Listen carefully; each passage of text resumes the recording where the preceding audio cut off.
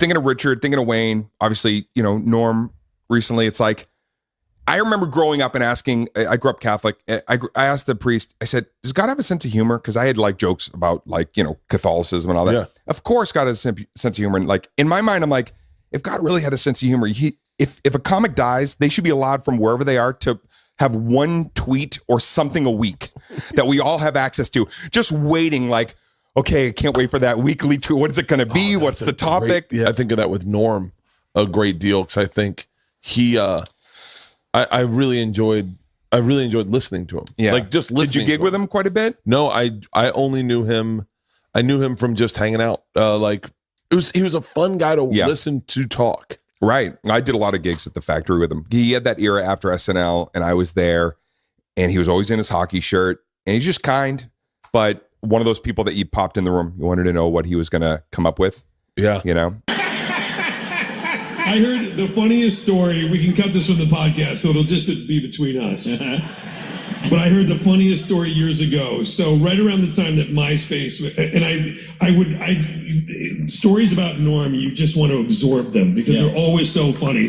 And as funny as he was on shows and stuff, he was just funny like that all the time, evidently, out in the world. Yeah. So he, years ago, when MySpace was a big deal, and you put all your money on it, I remember you sold your house and you put everything. Do as I do. Do as I do. I'm sleeping in the alley tonight outside the theater. So Conan parked my car when I got here. So MySpace was a big thing, and the first person to really monetize it or figure out a way to use it to benefit their career was the comedian Dane Cook, who's fine. I don't know the guy at all, and he's fine. But he had really kind of made a name for himself by getting followers on MySpace. So I remember Sudeikis told me that he was going up to 30 Rock one day to just rehearse on SNL or something, and he sees Norm downstairs, and Norm says, hey Jason, who's hosting the show this week there? And Sudeikis goes, it's Dane Cook. And Norm goes, oh yeah, that guy's a genius. And Sudeikis goes, oh yeah? And he goes, no, a computer genius.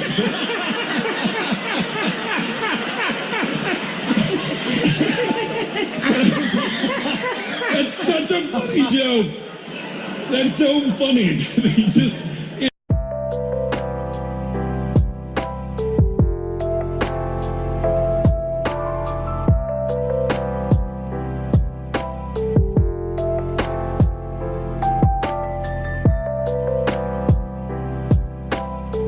You want me to call Don Ohlmeyer right now and ask him if you could have your job back? Sure. Okay. Gary, let's take a break.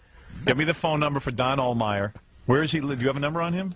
Lojo probably has a number on. Lojo. Who's Lojo? Lojo. Is that the guy you're with? No, she's my assistant. Ah, Lojo. Yeah. Let me see her. Is she here? Yeah. Let me take a look at your assistant, man. What's that about? She's just my Is she assistant. hot? No, she's not hot. Really? She's not, I don't want to say that. You just did. He just did. He goes, I don't want to say that. No. Is she like a sexy assistant? No. I don't What? want to. You know, she's a very nice girl. Lojo. So I don't want to say she's not hot. You know what Lojo rhymes with? But, bloke. Yeah, well, shh. Sorry. It actually doesn't rhyme with that, No, does it it? doesn't. No. Lojo. Yeah. I brought my friends Lojo and Frank Sebastiano and Artie Lang, my buddy that I did this movie with.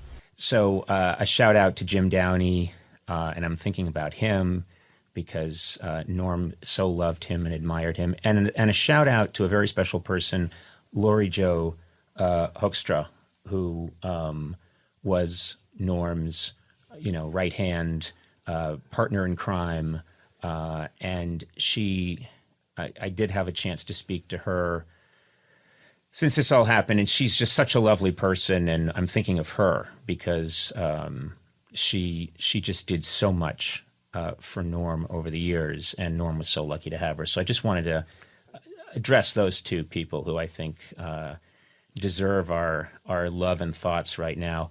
I was talking to Lori Jo, and I asked her if it's okay if I related this, and she said it was okay.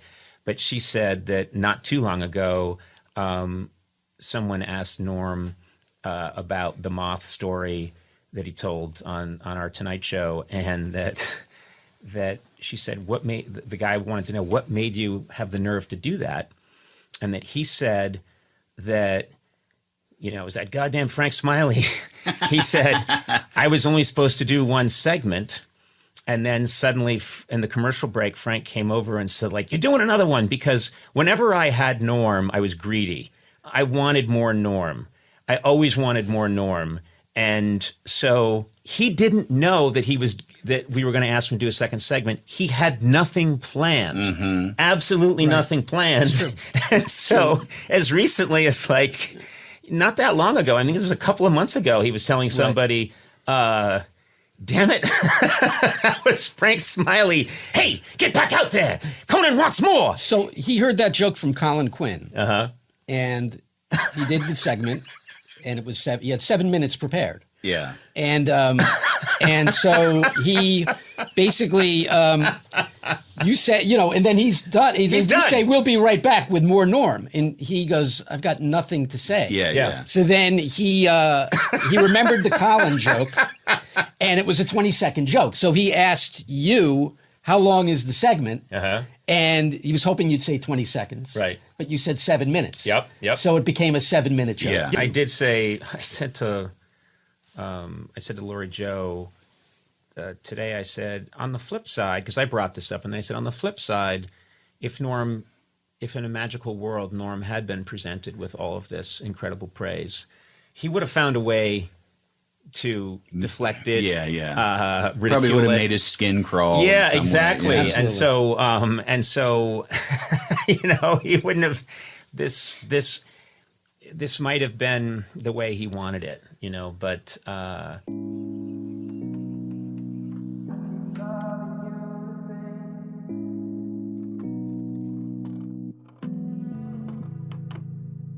it's been a while, and I still like the way you look at me. You know what, Norm, you're the most courageous Canadian American who ever lived. yeah. What, Canadian that American? story is, it was inspiring. Wait, Canadian American? Aren't you Canadian American? What is that? Just How Canadian. politically correct can you be? It's not a derogatory term. It's being specific. I'm that's Canadian. all. Yeah. Yeah, I'm And Canadian. American. No, I'm not American.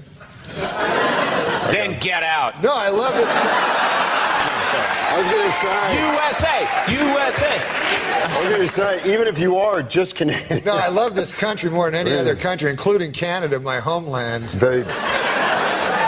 It's the courage that was inspiring, though. They should name a fighting battalion in Iraq after you. The Fighting Norm MacDonald. Yes. No one would challenge Get that. those guys over there. It's interesting what you say when you go, like, America's the greatest country in the world or something, because, like, imagine, like, you're just saying that on account of you live there, because let's say you hear a guy who goes, hey, man, Kenya, that's the greatest country in the world. You better believe that. Hey.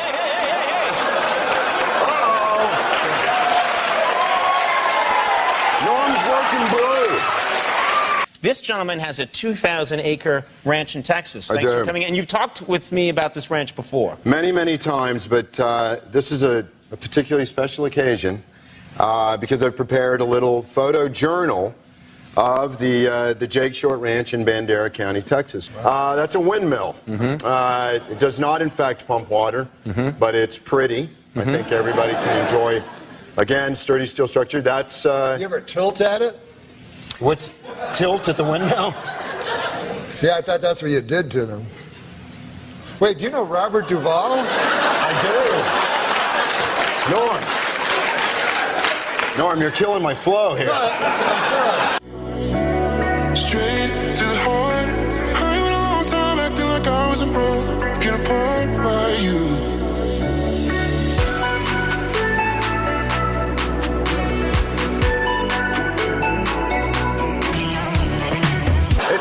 It's like looking at a condor during mating season. You know, they'll attack or they'll fly away. No, I'm teasing you. No. Okay, here's a windmill. Wait, you're not me? Norm!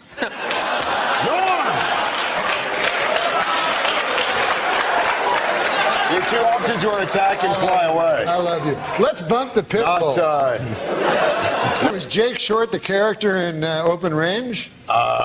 Norm, when's the Prozac going to kick in? Oh, I'm sorry. I just like your career. I love you. I love you. No, I wasn't in Open Range. Oh, you weren't? I'm sorry. No, Broken Trail. Oh, I Where are we, apologize. Jeff, on time? Broken Trail. Okay. What's that? Oh, wait, but there's more, there's more. let me finish real quick. Now in this cancel culture and everything, I have to say, I no longer take that position with O.J. Simpson. He was found not guilty by a jury of his peers. I accept that. I see him as the greatest rusher. That's all he's guilty of to me, is the greatest rusher in the history of the NFL. Yep. Maybe I was the greatest rusher to judgment. Now, you know what my friend told me? He goes, you got to get woke, you know? Because I'm not woke. But why is it I have to believe fucking, just because some person believes some fucking shit? You know what I mean? Like I was talking to this lady, fucking, that was a man, whatever the fuck it was. It was a man. But it was clearly a lady. So the man says to me, because I'm Christian, the man says to me, how can you believe in an invisible man in the sky? I go, well, I believe you're a fucking man. Ain't that far a fucking jump.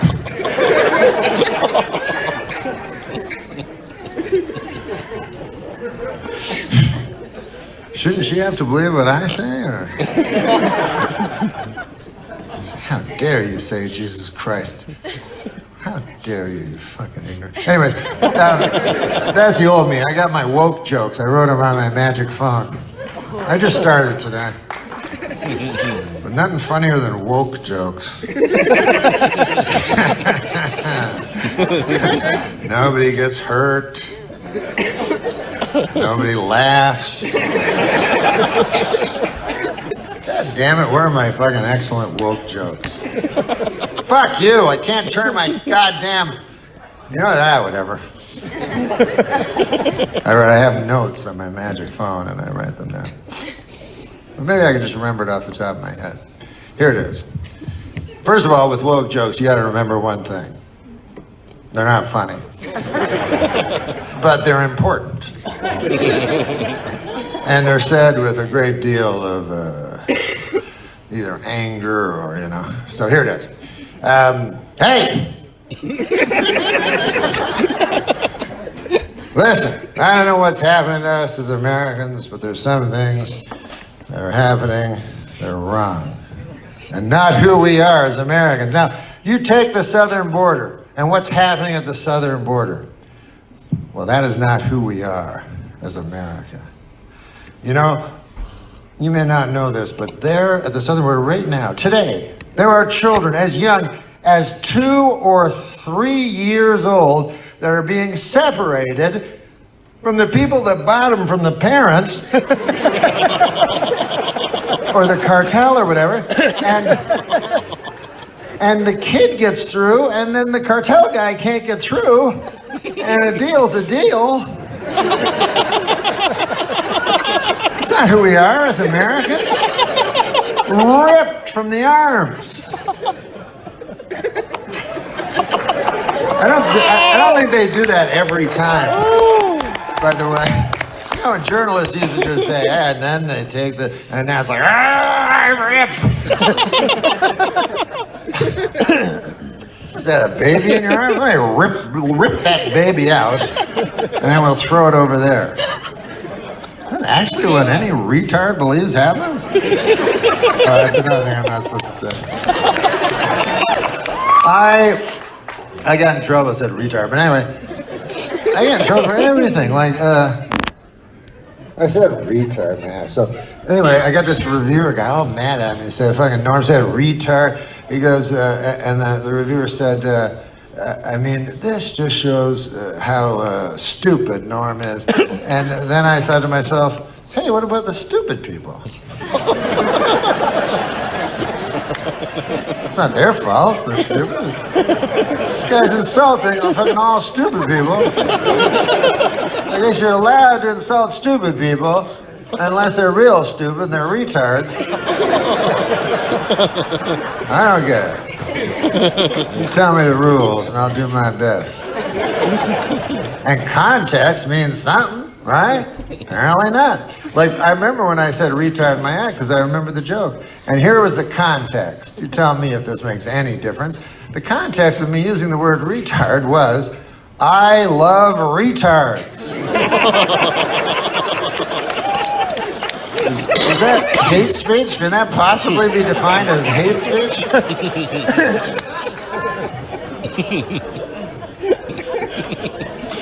I'll tell you the precise thing I said. I said that because the reason is I do love retards. And I also use the word retard because it's just, I know what it means. It means arrested in your development, sometimes retarded. Stop, slow down, you know? I could say Down syndrome, but then I'd be worried people think I'm a fucking doctor or something, and then and they'd want me to hit their knee with a hammer or something. I don't got time for that. By the way, why do they still do that? What the fuck? How retarded are we? Like, you go to a doctor and he goes, okay, I'm going to hit your knee with a hammer now. You're like, okay, excellent, good idea. Then he hits your knee with a hammer. You're like, my knee! And he's like, excellent. He writes it down on a piece of paper. It's like, that's exactly how you're supposed to react when struck on the knee by a hammer. Good, good. Good, you're not paralyzed. That's good. We can just check that box. But anyway, so that's why I don't say Down syndrome, I say retarded. So, but I love retards, and this is the reason. I had a retard lived I live in an apartment, so 3 apartments away from me. There was this retard. I think he was like 22 years old, lived with his parents, and I was trying to become his friend, and his parents wanted nothing to do with that. For obvious reasons. Because we live in this cynical world where I didn't want to fuck him, obviously. What I wanted is I thought some of his happiness would wear off, because see, retards are happy. That's why I envy them so much. That's why I love them. I mean, goddamn, if there was like an injection of retard juice I could take, I'd take it in a second. Because it's happiness. That's all we want, right? What do we want other than to be happy? And how often are we happy, you know? Once or twice. I mean, not in your life, but you know, like I'm happy when I wake up. I think it's because that's when there's all the hope. You know what I mean? I think that's when I'm happiest. I wake up and I'm like, goddamn. I'm glad I bought that Tempur-Pedic pillow. Goddamn, that was the best purchase of my life. But then that doesn't last long because the light comes in and then, you know, kind of your life comes in and it gets all over you like a fucking spider or whatever. Something. You're like, what the fuck? What the fuck happened to me? Well, you ever look in the mirror? I'm not talking physically. I mean, like late at night or something, you get up, you turn the light on, you look in the mirror, you go, Now what became of me? I used to be a nice fella.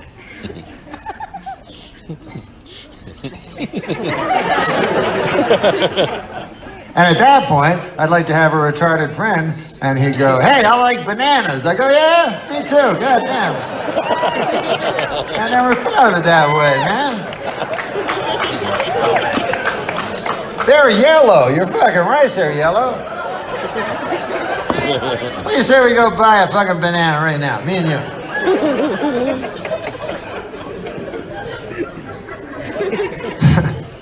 Happiness, man, that ain't, that's hard. Hey, I wanted to ask you, man, these days with your comedy, do you feel like you're walking on eggshells at all?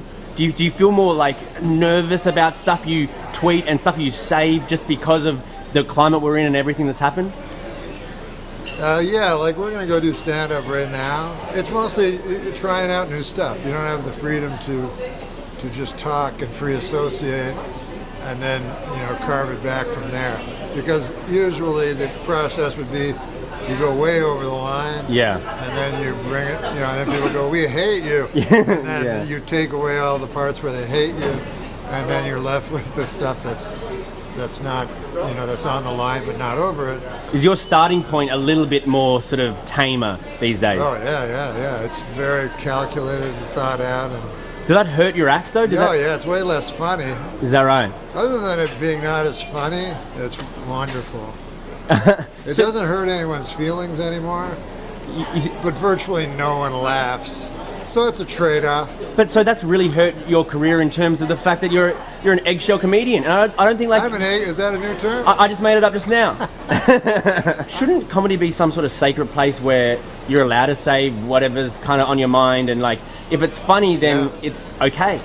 It used to be, like Jerry Seinfeld always says, the audience will let you know. Yeah. When it's gone too far, because they're a cross, representation of the population. Yeah. But now it's not enough to get 99%. You have to get 100%. Most of the audience wants to be funny and doesn't care about anything but that. They just want to escape. Yeah. But a tiny a group of people ruin it for everyone else. And that's who you cater your performance to these days? I cater my performance to a tiny group of people. That's sad. That hate me.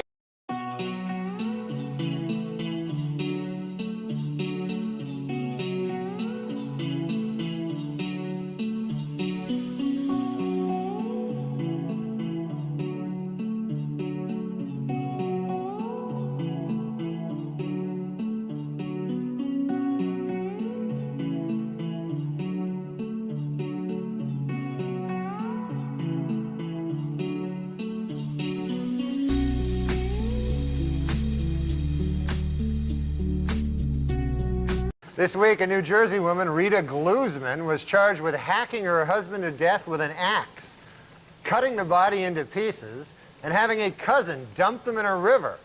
According to police, Glusman learned how to do this by watching the program Martha Stewart Living.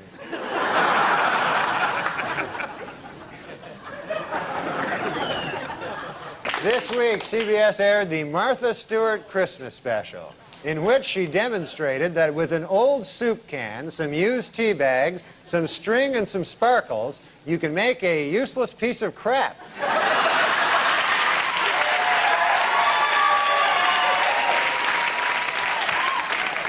Martha Stewart is here, and she wanted me to tell you, don't let the busboys clear your table off tonight, because a little later Martha will come up here, and she's going to show us how to take those old discarded fish bones and make a beautiful birdhouse.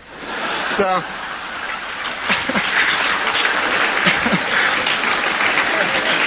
That's nice.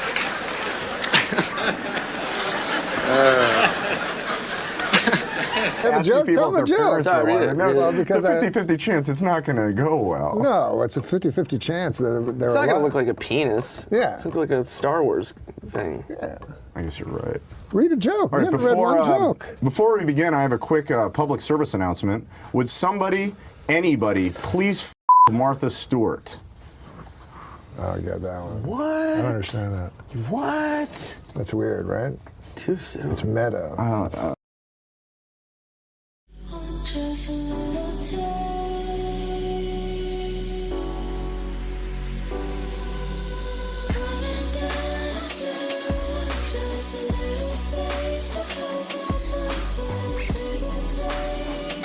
Well, the holidays are just around the corner, and here with tips on how to make this Christmas truly special is nationally known authority on style, Martha Stewart. Martha?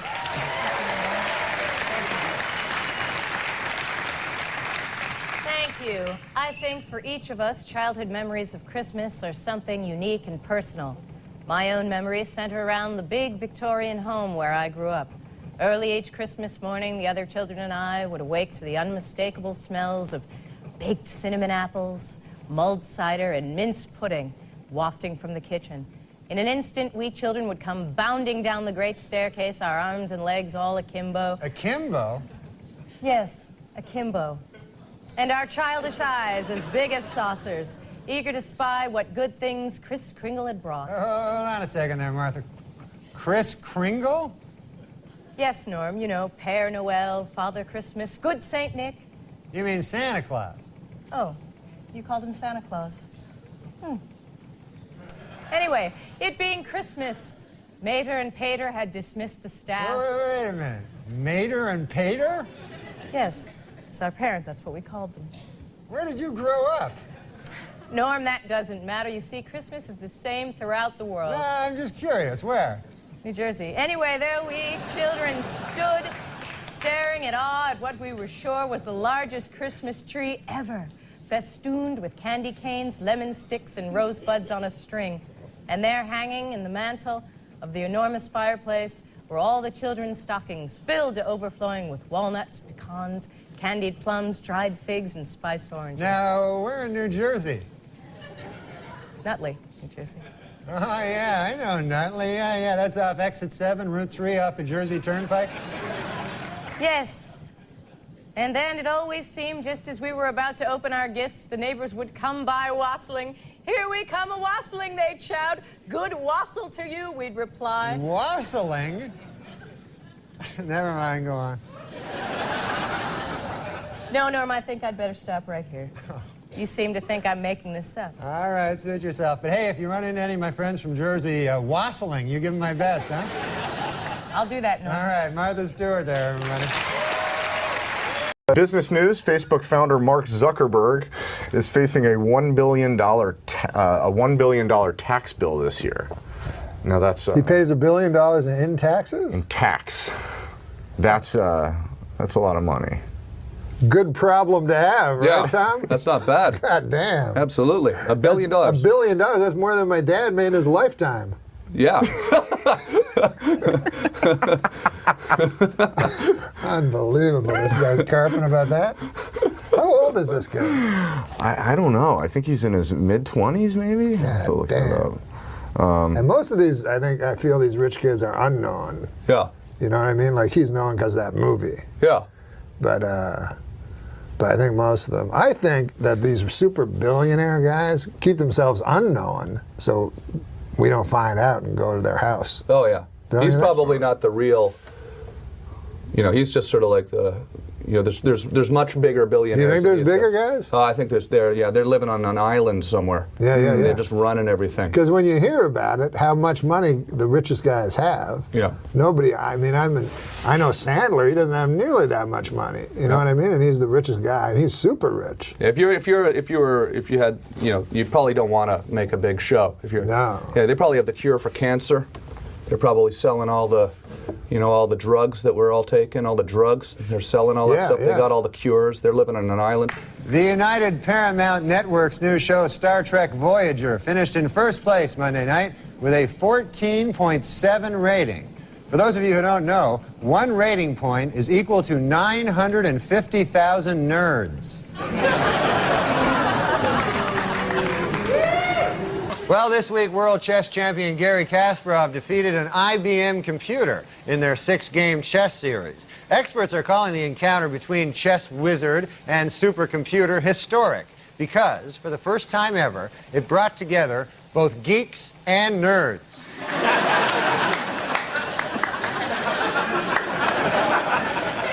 After numerous requests, the National Institute of Health has finally granted funds to the University of New Mexico in order to test mice for the deadly hantavirus. Although I'm sure the government would have acted a lot sooner if instead of mice, the hantavirus was killing off rich white guys.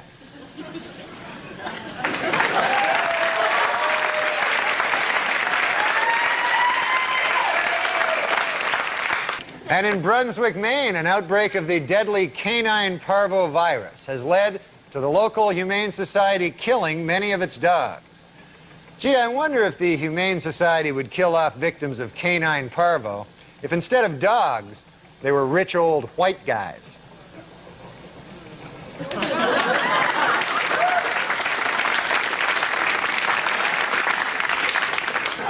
Wildlife officials in Maryland say that increased hunting will be necessary to control the state's black bear population.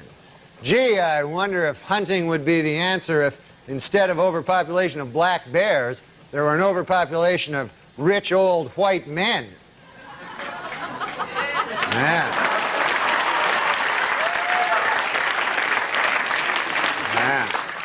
Then I wonder.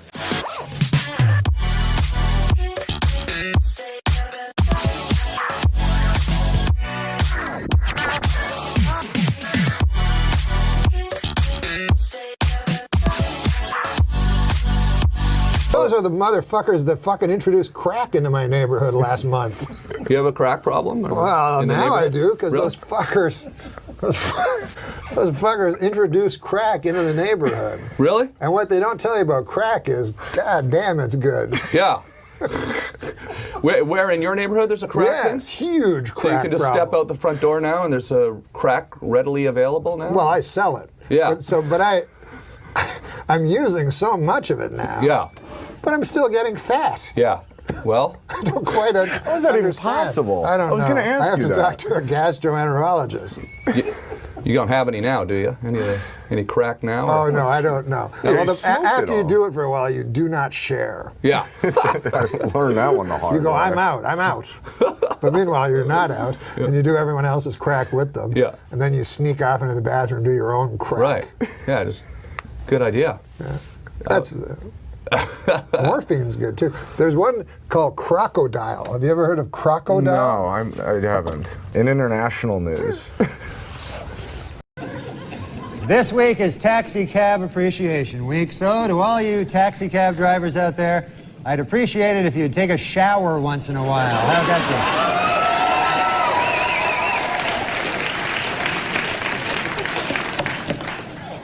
go? PLO leader Yasser Arafat announced this week that his wife is pregnant.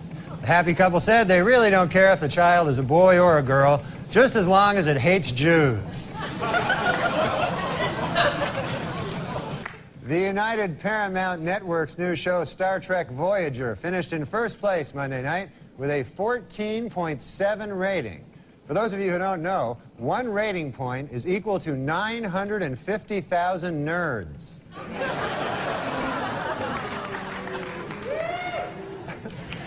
Well, there's good news this week from strife-torn Ireland, where a historic peace agreement has just been signed. Gee, I wonder if anyone will celebrate by drinking. Angry over the Atlanta Braves and Cleveland Indians' use of Indian caricatures as logos, Native Americans showed up at the World Series tonight. They chanted for hours to protest Indian stereotypes, though it didn't help their cause any when it started to rain.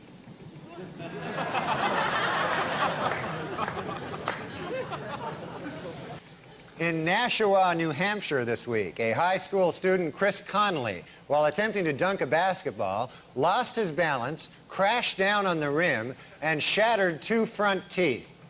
Gee, I wonder if by some crazy chance Chris is white.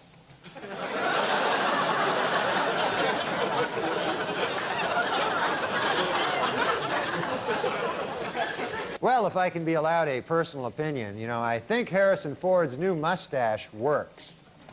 And by works, I mean looks really gay.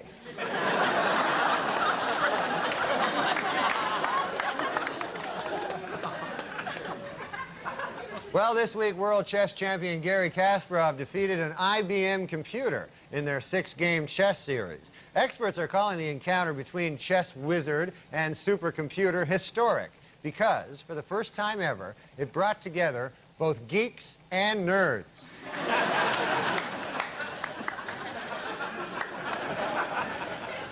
In honor of this year's Academy Awards, Carnival Airlines is offering anyone named Oscar a free flight to or from Los Angeles. The airline had tried a similar promotion in the past for the Tony Awards, but according to airline spokesmen, they found that their planes were packed with too many, quote, greasy Italians.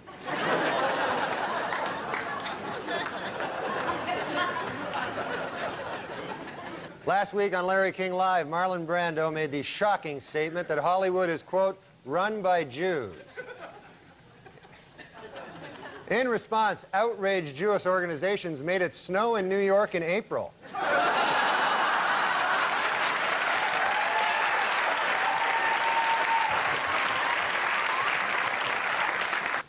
In overseas news, an attempt to lift the ban on gays serving in the British Armed Forces has been defeated in Parliament. This raises a difficult legal question. How do you exactly tell if a British guy is gay?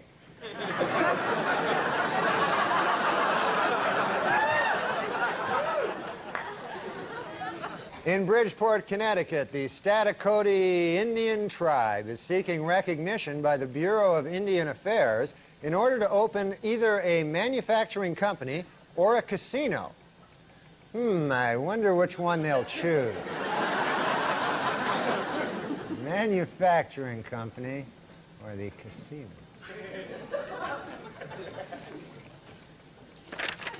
Despite recent criticism, the School Board of Oakland, California has voted to proceed with its controversial Ebonics programs for city schools.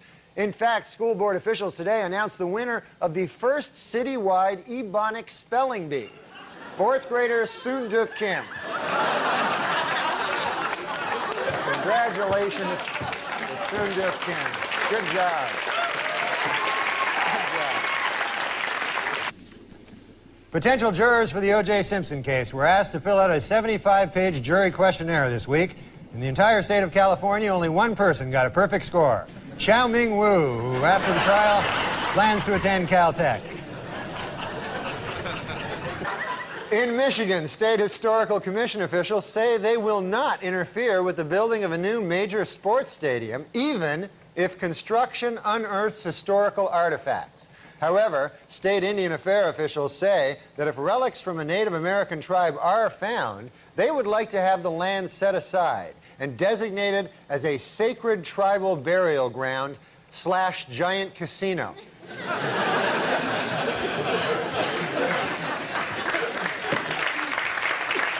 According to the U.S. Bureau of the Census, California's population is expected to grow nearly 18 million by the year 2025. Also by the year 2025, it will be much easier to find a vacant apartment in Mexico.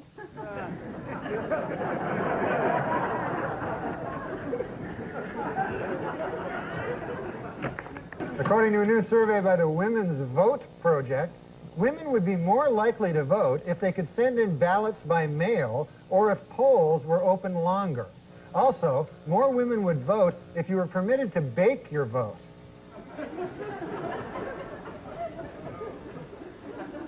They like to bake.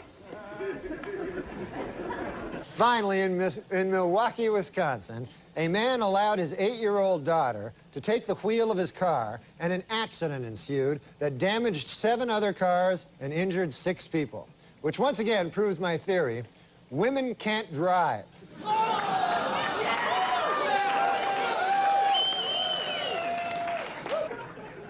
4 Wisconsin men have been charged with felony hate crimes after burning a man's buggy simply because he was Amish. If convicted, the men face up to 25 years in prison. But furious Amish leaders say that is not enough. They want the dunking wheel.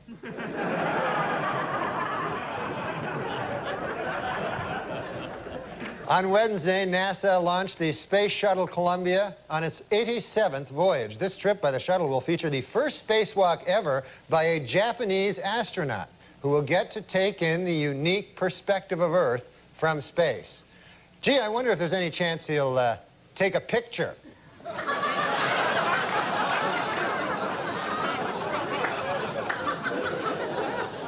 This week, computer hackers broke into Yahoo, the internet's most popular website, and vowed to unleash a crippling computer virus if a fellow hacker is not released from prison. Experts warn that catching these cyber terrorists will not be an easy task and may require the cooperation of both nerds and geeks. Safer drivers, men or women? Well, according to a new survey, 55% of adults feel that women are most responsible for minor fender benders, while 78% blame men for most fatal crashes. Please note that the percentages in these pie graphs do not add up to 100% because the math was done by a woman.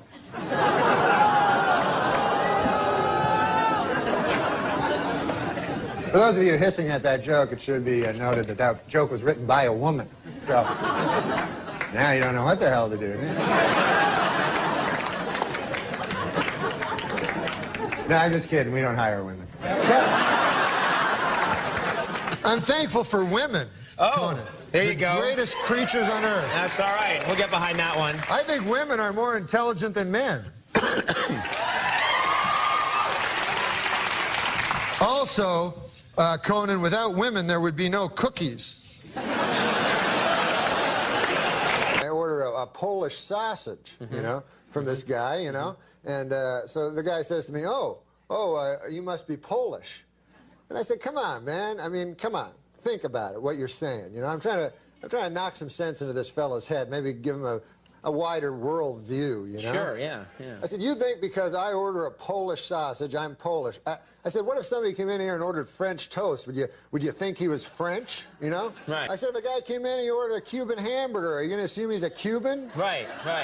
I said, I think it is absolutely ridiculous that just because I come in here, I order a Polish sausage, why would you jump to the fact that I'm Polish? Right. And the guy says to me, well, first of all, it's a hardware store.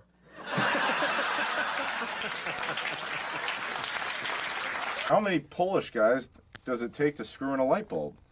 The question cannot be answered because Polish people are so fucking stupid that no matter how many of them are available, none of them would ever be able to complete that simple task. This is a meta joke. Have you aware of these meta jokes? How many comedians does it take to screw in a light bulb?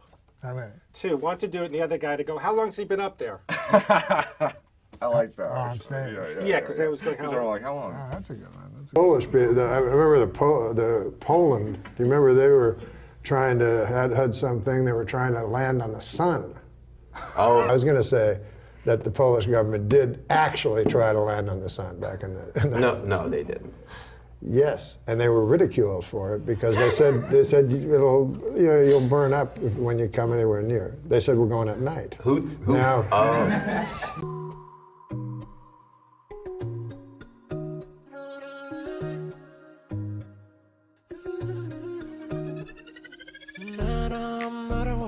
Baby, I'm right as Ain't got no drugs on. Oh, attitude. You have to say this with attitude. So you have to read ahead and use your acting skills. I liked you in She-Devil. Thank you. A study has found that men are just as likely as women to spread gossip. At least that's what I heard Rick tell Brad, who, by the way, has a crush on Patty. Oh, does she? All the racial things against Asians. Yeah, can you tell me them? Well, I love when the Guy Aoki got mad at me one time. Why? He's the head of the guys that get defended. Yeah. In terms so of just tell me some.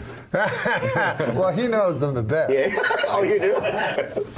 What about this? Yeah, I call it right the G word. The G word. Do you know the G one? Oh, gook? Yes. Well, you just said that like it came out so naturally. Oh no, you're right about you just that. said it just like secondhand. I thought it was a term. I thought it was a term of endearment. It's not. But can I tell you guys? Can I tell you guys where? You think that's like a fucking handshake? Tell me some of the Asian things that like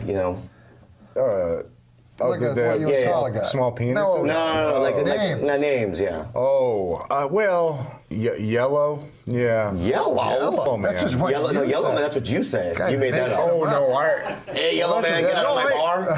I've never heard that. No, that was just guy my runs favorite. out of the old one, so he has to make up a new one. Come on. I'll do a bad joke first, though. If Earth hasn't been visited by Every other guest has done this? Yeah. Yeah. If Earth hasn't been visited by super intelligent aliens, then who made all those inexplicable, perfectly strong? Oh, okay. Yeah.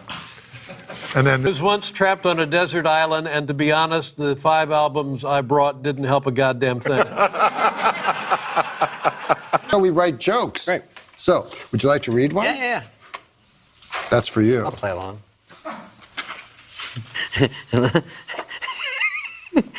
A little louder. This one, I don't know in this era.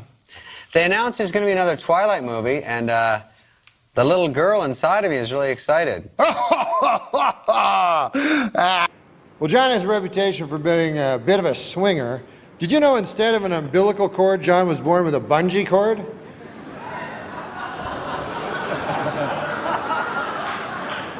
This is a saying I made up. There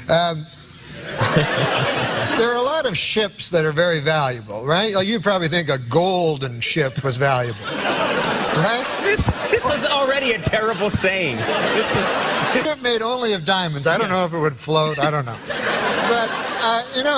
But you would think that would be your most valuable ship. But you know what, sir? It is not. You know what your most valuable ship is? What is that? Friendship. And Cloris Leachman is here. Cloris?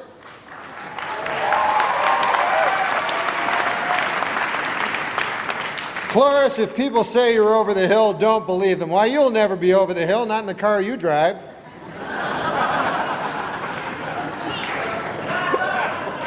Started collecting owl pellets, and for anyone who doesn't know, when an owl eats a field mouse or a rodent, it eats it, digests all of the edible parts, and then regurgitates a pellet, which is like all the bones, all the undigestible matter. And I collect those and harvest the bones and then make magical creatures out of them. Well, that's fine with me about that owl. I don't give a hoot. Greg Giraldo is here. He has the grace of a swan, the wisdom of an owl, and the eye of an eagle. Ladies and gentlemen, this man is for the birds.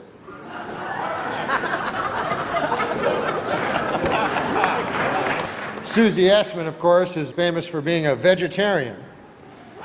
Hey, she may be a vegetarian, but she's still full of baloney in my book. Hey,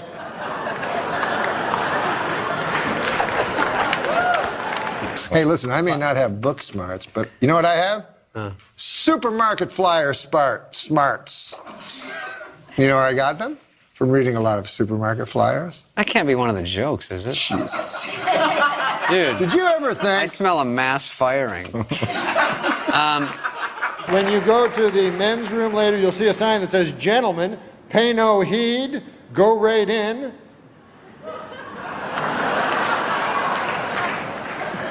There's no room that says "scoundrel" on it. I made a bad business decision, Adam Egan. Started an online business. You know what I sold? Brick and mortar. That's pretty good. I like you gave it something, too. I gave a little bit. Is this going to go down as a test show? No. You better fucking air it. Listen, ever think that I wanted to... Russian guy that works ass. Jesus Christ. Test show, test show. I'm being tricked. We have a lot of well-wishers here tonight, and a lot of them would like to throw you down one. A well. They want to murder you in a well. Seems a little harsh, but apparently they want to murder you in a well. It says here on this card. Hey, a new study shows 37% of people talk to their car. It's the first study ever conducted by the International Organization of David Hasselhoff. No, but Bob has a beautiful face like a flower. Yeah, cauliflower.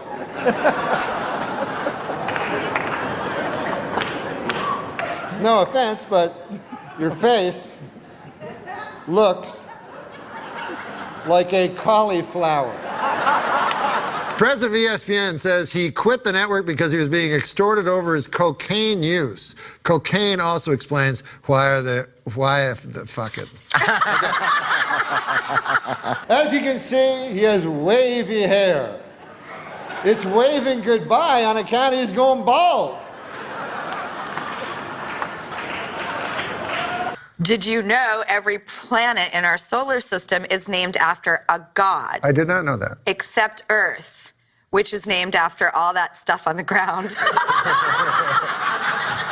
Okay, can I keep this? You got I love this. No, I think that that Bob should join the Ku Klux Klan.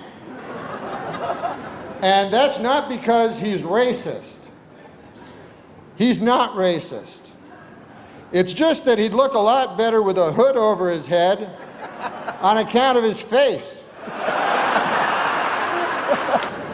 How can you not get that? Call me old-fashioned, but I long for the days when wives stayed at home and only cost 3 goats. I get that one. Now, I heard you have hair on your chest, Bob, and, well, let me tell you something. That isn't your only resemblance to Rin Tin Tin.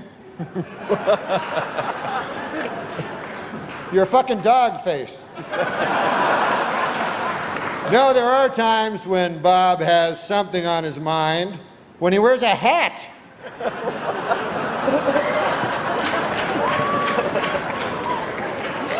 With no thoughts at all, just a hat. I don't want fancy things or fancy schmancy things. I don't even want fancy schmancy wancy things or fancy schmancy take a trip to Francie things. What I want is wasting your time and mine.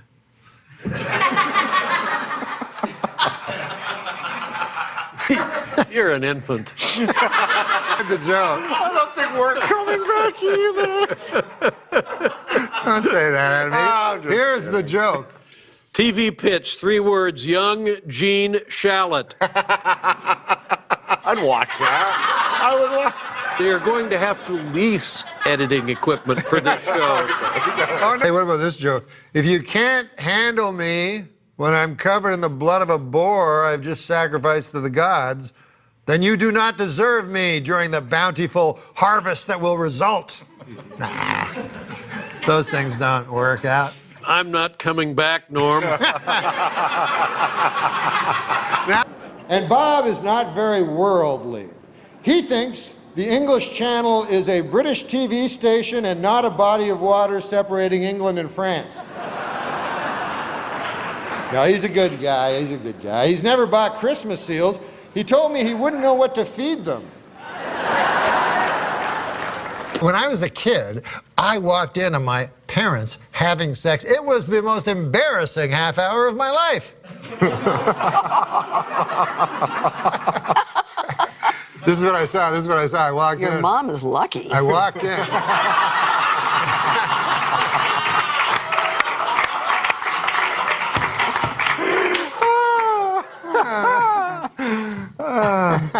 I take after my father. I like my movies like I like my pasta. Meatballs, too.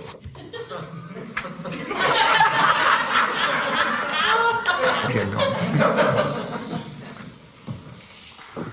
I can't stand stuck-up bodies of water. Is that right? It's like, get over yourself, Lake Superior.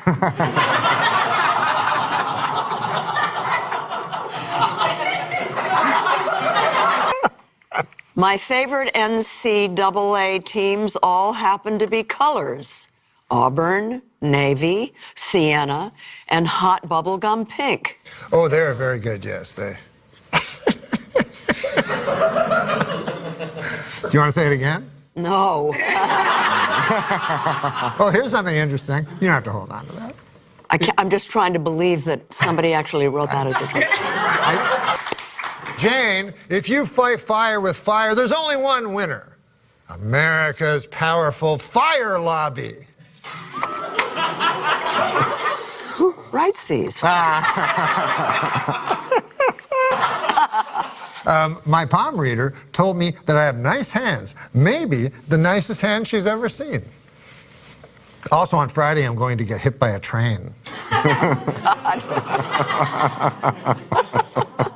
But let's be honest, most people you ever see go skinny dipping are more actually going dipping. Let's just be.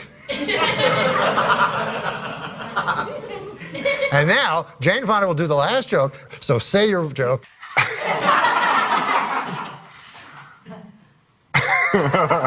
If I could add one president to Mount Rushmore, it would be James Polk, because I'm interested to know what he looked like. What did he look like? I took him to a ball game, and he came toting a double-barreled shotgun. You remember that?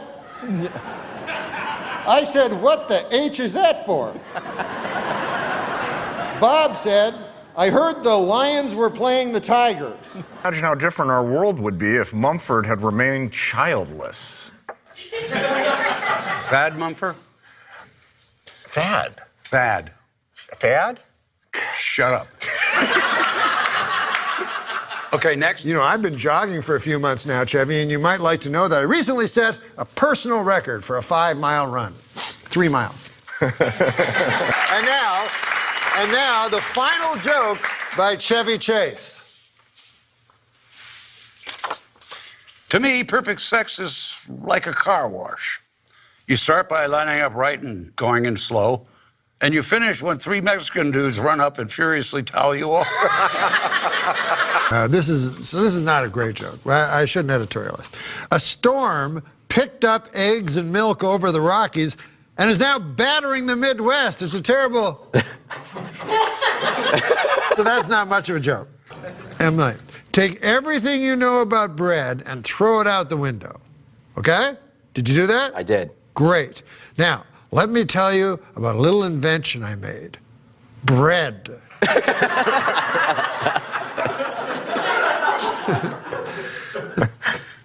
Now, I ain't saying she's a gold digger. You're not saying she's a gold digger. But she does have several shovels, picks, and panning sluices strapped to her burrow. Oh, well. She may, in fact, be a gold digger. That's pretty good. That's pretty good. Wearing glasses doesn't always make you smarter. For example, you must wear them on your face. I'm missing it. Right now, and just give everything to that one word, face. Okay. Wearing glasses doesn't always make you look smarter. For example, you must wear them on your face. No, nailed it. Is that good? Yes, That's very that's how I good. got it. You know these donkey shows I feel down like that's a pity laugh. Definitely this area was a pity. That was a pity. There was a couple of genuine over there. Sure. Okay, here's the final joke. Final joke. The inside of the human body is more of a miracle than you'd first think. Even more of a miracle than you'd first think. Why is that?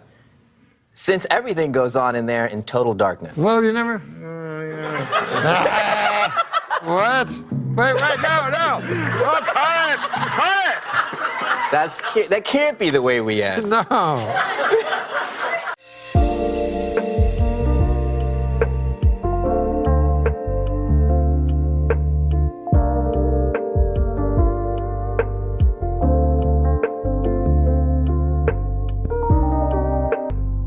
Authors are obsessed.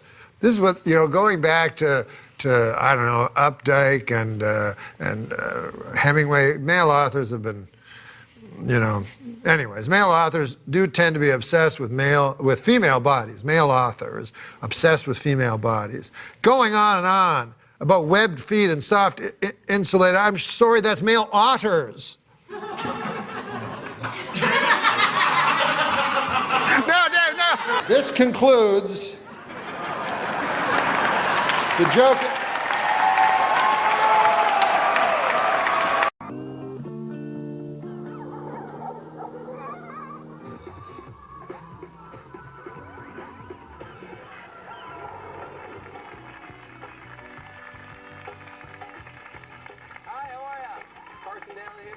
Norm MacDonald, everybody, who's on the show today, all this week, sort of hanging out.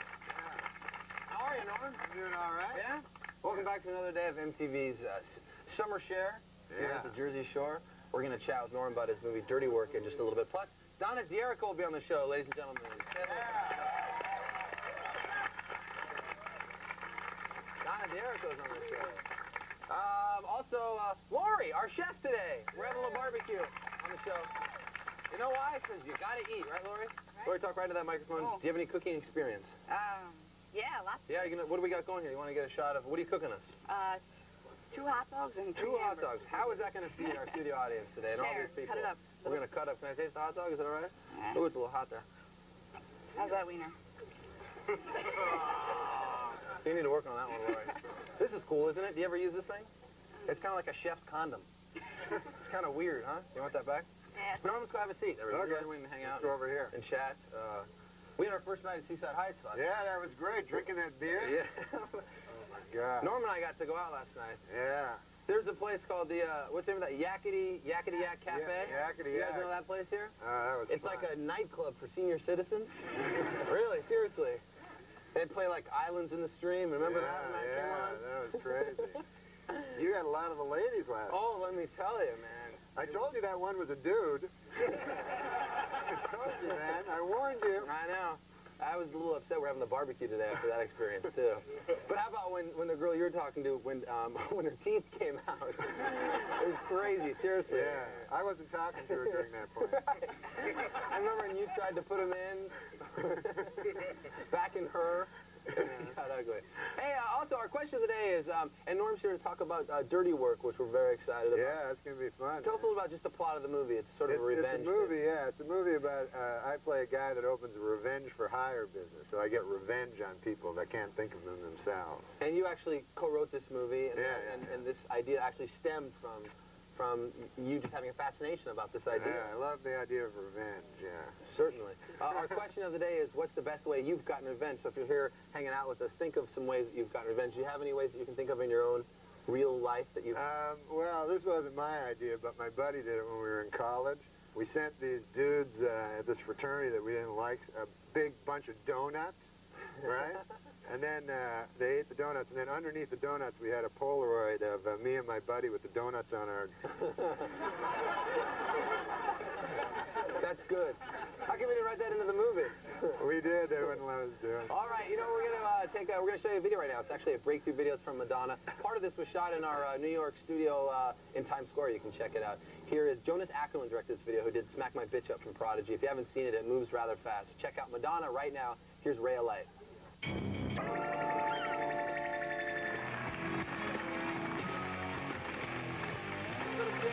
all right, welcome back to the show. Carson Daly here. Norm MacDonald, our guest today, star of Dirty Work, a movie that everybody in America has to go see at least once. That's what we're asking. Yeah. We're not asking a lot. Just go and check out Norm's movie. It's very funny. We're going to talk about it in just a little bit.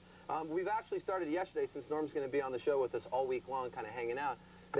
When you came out yesterday, you didn't look in the like you were in the real beach attire. Right, I've gotten a little more. You're working your way. I had a sweatshirt yesterday, now I have a T-shirt. But we're taking up a collection fund, too, of everybody here. So by the end of the week, maybe we'll get you in a skivvy. Yeah. So this is the Norm MacDonald Skinny White Ass Fund. There it is. Sorry, Ski. You got that? We have about 14 bucks in it now, so I'll pass it around. If you guys want to see Norm in a, you know, like a thong by Friday, then drop some money. Some of the ladies put some money in, too. Put money in there, for Christ's sake. Put some... Stop taking the money. Our question of the day today, in honor of Norm and Dirty Work and the whole theme about getting back at people, is what's the best way you've gotten revenge? We have some people here, right here, who want to tell us a good story. What's your name, sir? Derek. Hi, Derek. Say hi to Norm. Hey, Derek. Norm? What's up, buddy? Not much. Derek, what's your revenge story? Well, it was Valentine's Day, and a bunch of my friends sent some flowers to a bunch of girls in my name, and it kind of got me angry. So that night, I went out, bought like a dozen eggs, went around like egged their cars, and then I put like raw fish in the backseat of their cars. So. Raw fish is good on any it sort smelled of pretty revenge nasty. story. It really didn't smell too good. But let me ask you this: if they sent flowers to girls in your name, why is that bad? Well, you might get laid out of it. Yeah. No, is that so bad? No, they were. I don't know. They were some pretty nasty customers. Yeah. Yeah. Maybe they were dead roses, and they pissed the girls off, and they wanted to. The girl that they sent the roses to was not easy on the eyes, right? Not at all easy on the eyes. All right, who else has a revenge story here in the sandbox of love? Hi, what's your name? Liz. Hi, Liz. How are you? Good, how are you? Good, thanks. What's your revenge story? I got back at this big, like, 7-foot loser that was always egging my house. Wait, that's that guy right there. Hey, seriously, so how bad were the flowers? I mean, but she's easy on the eyes. I mean, Go ahead, I'm sorry. We went to this kid's house with, like, Easter dinner leftovers. Yeah? And we put spaghetti sauce all over his porch, and, like, we wrote "die" with food coloring on the snow on his, like, lawn, and we threw, like, hot dogs and mustard and Does your family things seriously? all over his lawn. Does your family seriously have like a special dinner for Easter? What do you think about that? This guy doesn't sound like such a loser. He's 7 foot. He's got a Porsche and a lawn. Right. We actually talked to a few of our people here hanging out in the sand, and somebody in this crowd, we're about to show you a video, someone in this crowd, a way that they got back at their friend was they took their toothbrush, which is a very personal item. I mean, it goes in your mouth and stuff. And they put it in the toilet, which is another dirty place to put a toothbrush. So we're going to show you this video, and then try at home to figure out who the culprit is. We're going to show you everybody's face and see if you can figure it out. We'll show you who it is after the video. Who do you think it is, Norm? Just from looking at our audience. Who would be that revengeful to put a toothbrush in a toilet? Her? Any particular reason? She just looks like the type. Yeah, absolutely. That's the idea. All right, we're going to show you Dave Matthews Band. Don't drink the water. Alright, that was Dave Matthews.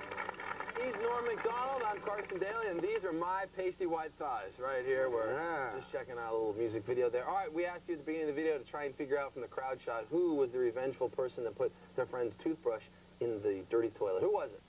Fess up. Oh, you in the back. Wow, I never would have thought it would be you. Of all people. What's your name? Jessica. Jessica, where are you from? Mawa, New Jersey. From Maui, New Jersey? Mawa. Maua?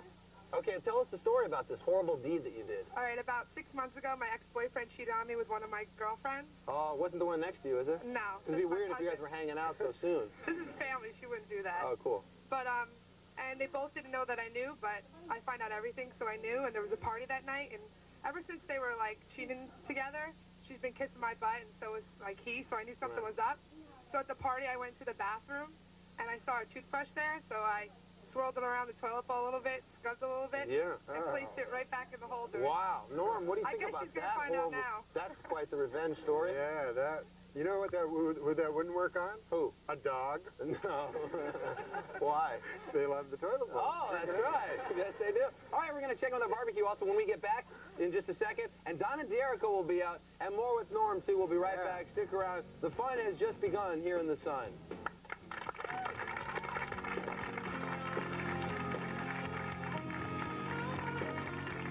Hi, guys. You're going to be coming up next. Listen, I've been working on a little tune. What do you think? Shout at the devil!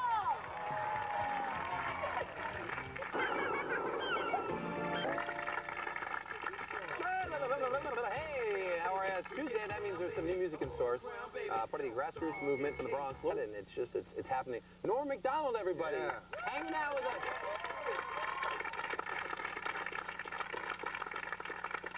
Have they ever raised the roof for you? Have you had that experience out yet? That's pretty cool. I love that band better than Ezra, by the way. Do you really? But you know what band I don't like? Which one don't you like, Norm? Ezra. They're not as good. Let's bring out our next guest, Donna D'Erico, everybody.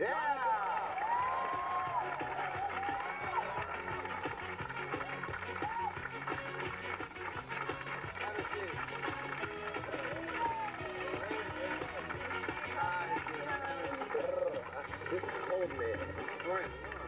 Norm MacDonald, Donna D'Erico. Do you guys know each other? Like, do you hang out or like... Me and Donna? Yeah, once in a while, you know. we both live in Malibu. Oh, do you both? Oh, you live there as well? Yeah, well, she does. Oh. No, this is good. We have a whole new question today for me. Go ahead. Donna, how are you? Oh, good. Everything's going awesome. It's hot out here. It is a little warm. Yeah. Except right when you said that, a cloud came right over the sun. Isn't that horrible? Yeah. Donna, are you enjoying Seaside Heights, New Jersey? Have you spent any time out here? I just got here a little while ago, a few days ago, and it's been awesome. All the people are really cool here, and we're shooting a new show, my new show. I saw it last night. Prima Donna. Prima Donna. Yeah. Tell us a little about the show. It's going to be... it's going to be like the best of everything on the Jersey Shore, like, you know, the best restaurants, the best tattoos, the best body You had the body piercing tattoo last night. Yes, sir, yeah, that's right. And met a lot of cool people. We're going to have some drop-by guests. You know, maybe we'll have some worse stuff, too, like, you know, the worst hairy backs. Yeah. Right? And she looks at Norm. I got a hairy back. He's got a hairy white ass we're trying to see by Friday, too. Let's pass this thing around one more time. Donna slipped 100 in there earlier. Norm, what do you think? Do you think maybe we come up with some suggestions for other things we can do for Prima Donna for the show? Oh, for the show? Yeah, some like best of ideas. Can you think of any? Well, let's go to the audience. Maybe the audience has some people. Ideas. To the people.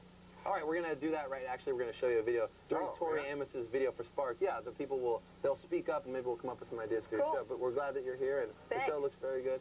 Enjoy the sun and enjoy Tori Amos. Here it is. We're going to you want to eat? We have a barbecue going. Yeah, I'm hungry. Lori, can you hook up Donna a little something? Do you eat meat? Yeah. Are you vegetarian? Yeah. All right. Yeah. Okay, cool. The meat's been on the grill for like an hour. They're small leather belts now, but we'll try and get you a little something. Norm, you hungry?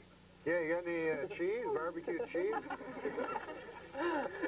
Yeah, I think we do. Yum. Oh, sorry. The barbecuer is a nice woman. Oh, that's great. All right, we're going to take a quick break. When we get back. It's with more with Donna, more with Norm, and more barbecue. Fun in the sun. We'll be right back. Stick around.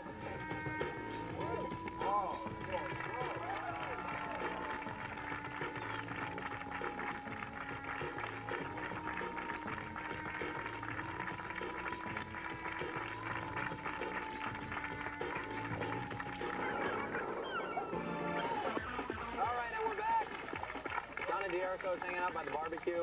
That's what we're doing. We're queuing up a little food today. Everything all right over there, ladies? Good. Norm MacDonald is here. Norm, Dirty Work comes out June 12th, is that right? June the 12th, that's June right. the 12th. You co-wrote this movie. Yeah. Where'd you guys shoot it? Toronto, Canada. Your native country? Yeah, it's my native country, man. It's the greatest. Did you have any? You co-wrote the movie. Did you want to shoot it there? Yeah, I wanted to shoot it in Toronto because I love American movies shot in Toronto. So you ever see those? Like you'll see like Nicholson and Ned Beatty or something driving down the street, you know, and they're talking. Then a cop will stop and go like, "Hey, you're just past a red light there." All the extras are Canadian. Oh, right. Like the X-Files. I think they shoot up there, too. Yeah. So all the extras have this retarded accent for no reason. Was it just so many comedians working on this movie? You guys are all so funny. I mean, like Chevy Chase and yourself. Yeah, Chevy and Chris Farley and Don Rickles. We're going to talk about Chris Farley, too. What was it like working on the set with all of these just funny people? It was hilarious, man. Like Rickles just insults everybody all the time. And most of his insults don't even make sense. Right. Like he'll just go, why don't you go to Alaska and suck on a whale? You don't know what it means, but it's funny. That's cool. That's actually our question of the day was, what's the best way you've gotten revenge? Because it ties into the movie, Dirty Work. The movie's all about revenge. I love the revenge stuff, yeah. too. And you go in for the revenge for hire business. Right. So we have a bunch of cool revenges that you can use at home. Yeah. Is there going to be a Dirty Work again, like a sequel? Yeah, Dirtier Work. We're going to, anybody in our audience want to answer our question of the day? Right over here. What's the best way you've gotten revenge? What's your name? Shanna. Shanna? Yep. Okay, hi. All right, my boyfriend was cheating on me, and I found out, and I went over his house and used the bathroom while I was in there. I poured a nice amount of Nair into his shampoo, shook it up, broke up with him. Ooh. Is it Matt Pinfield, perhaps? What happened? Did you ever hear? Did he go bald? Or? Well, all I know is he didn't leave his house for like a couple of months after that. I did not see him at all. What if the Nair went in his eyes and he blinded him? Oh, well. That would be a scene for Dirtier Work. Yeah. June 12th, the year 2000. You know what I don't understand about that story? What? What did the guy do wrong? Yeah, what did he do wrong that made you do that? He cheated on me. He cheated on her. He was sleeping with another He girl. was sleeping with another girl. Is that wrong?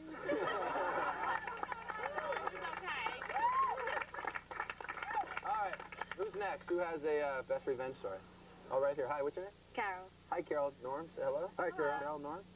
What's your revenge story? Well, the guy I was seeing didn't ask me to his formal, so I showed up with someone else. You were seeing him and he didn't, how come he, now why wouldn't he ask you? Because I ended up not taking him to mine, because he didn't call me back one So day. he was actually getting revenge on you, and you got revenge on the fact that he was getting revenge on you. Yeah. You got to get out of Makes this some sense cycle. It can only lead to murder, suicide. Donna, do you have a revenge story?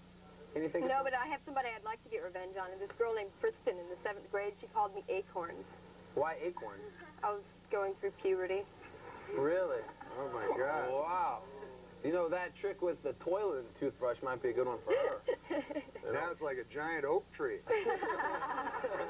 That's right.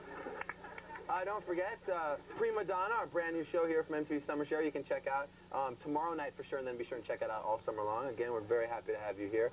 We're going to show you a video right now from Sparkle, which is featuring R. Kelly. And during the video, one member of our audience right here on the beach told us another revenge story. And it was that they were so upset with their friend, they got real pissed off, and so they put laxatives on top of a pizza. Oh. And normally it's stuff like pepperoni, but in this case it was laxatives, which you have no control over your bladder if you don't know how. Have you ever had a laxative? I actually order it on my pizza. That's amazing. You pay a little extra, but you know. All right, let's check out that video and we'll show you the faces. You figure out who the culprit is, and we'll tell you after the video's done. Here's Sparkle. Wow.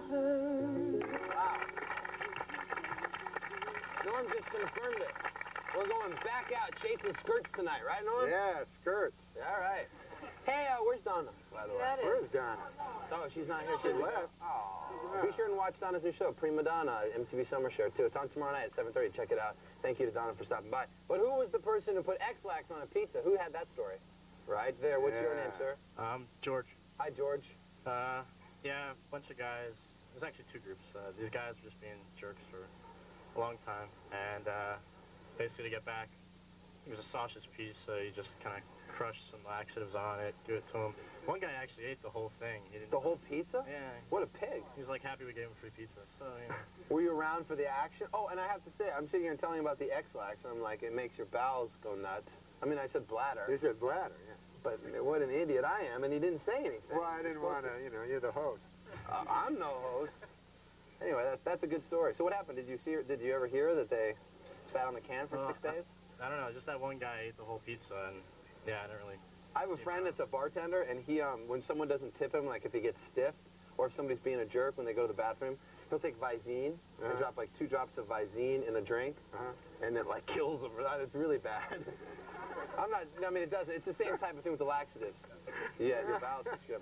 All right, we're going to take a quick break. When we get back, we're going to eat our barbecue. Stick around, and more with Norm MacDonald when we get back. It kills you.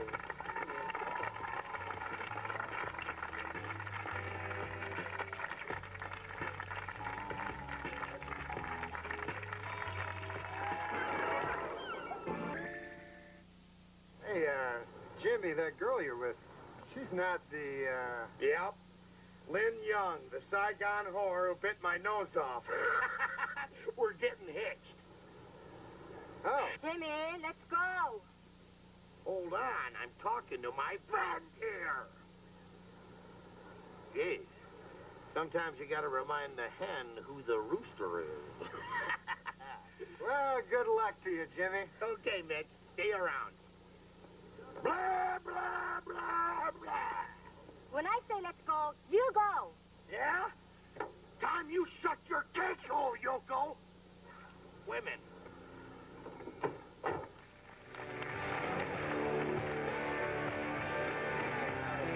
Dirty Work. Chris Farley and Norm MacDonald is hanging out with us here all week long. Chris Farley has to be just one of the funniest people. Is he that funny just in real life, too? Like Yeah, he was funny all the time, constantly. Right. Like, he's the kind of guy, he's the only guy I ever met that he could make, like, young people, old people, you know, smart people, dumb people, it didn't matter. He could make anyone laugh, and he did it, like, constantly. He was a great, you know, he's probably the best comedian I ever saw in my life. How long had you known Chris? I knew him, you know, about 5 years. And he was a real sweet guy, too. And he did this movie for free just to hang out, you know. No kidding. So it was real nice, and I'm proud that he's in the movie. He was really, really funny in it. Was there anything when you shot it that sort of made you go, wow, you know, he's a little out of control, something bad might happen? I mean, No. is there any sign of anything? No, when he worked, he was completely straight all the time, you know, because he was just consumed with his work. Like, whatever he did like 1,000 times more than everybody else. So when he did the work, he just completely, you know, and then at night we would write, because he ad-libbed and wrote most of the scenes he was in, you know. Really? So when he got into work, that's where he was the straightest, you know. We were just talking about how movies now, like every movie is like a big budget film, like Deep Impact and Godzilla and like these two, you know, Titanic. It's amazing. I mean, since you co-wrote this movie and now it's on, what do you think about just the size of movies today? Is it like intimidating now to have like a regular budget movie like mine come out against big ones? Yeah, it's hard to make. I have a kind of a plan to make a lot of money in this movie, which is I'm charging $1 million a ticket. So I get 100 dumb rich guys. I'm all right. Very good. June 12th it comes out. Yeah. Are you gonna continue to write movies and? Yeah, I'm writing another one now, and I'm starting another one in 2 weeks after this comes out. Would you ever play like a serious role? Nope. All right, we're gonna check out a video right now. Here's Janet Jackson with "I Get Lonely." Norm MacDonald White Ass Fund. We're trying to get Norm some money. We figure if you get enough money that you just might get out of those jeans and shirt, and we can see you in a bathing suit by the end of the week. I think we're up to like $20. That's close. Yeah, we're getting there. Norm, thanks for being on once again. Yeah, man. We gotta go out tonight. Yeah, how about we go get a beer? That'd be great. All right, we're gonna go get a beer later tonight. Thank you, Lori, for our barbecue. You're doing fine. We also want to thank Donna D'Erico. Be sure and check out Prima Donna. It's on tomorrow night at 7:30, and we'll see you, of course, tomorrow right here. Thanks for watching. Bye.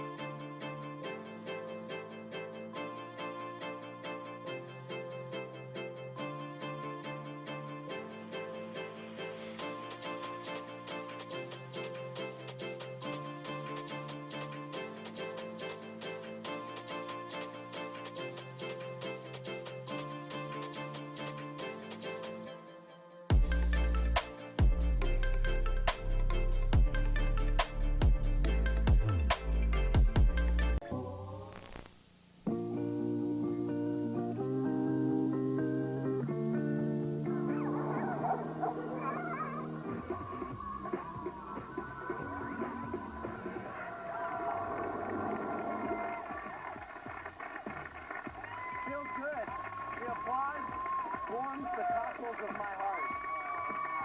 Welcome to the show. My name is Carson Daly. Yeah. Norm MacDonald is here, everybody. We're very excited. We're going to be talking about his new movie, Dirty Work. Yeah, Dirty Work. It's a huge movie, and I'm going to make a bold statement right now, Norm, if you'll allow me to do so. I'm going to go out on a limb and say this movie is going to make $475 billion. Yeah.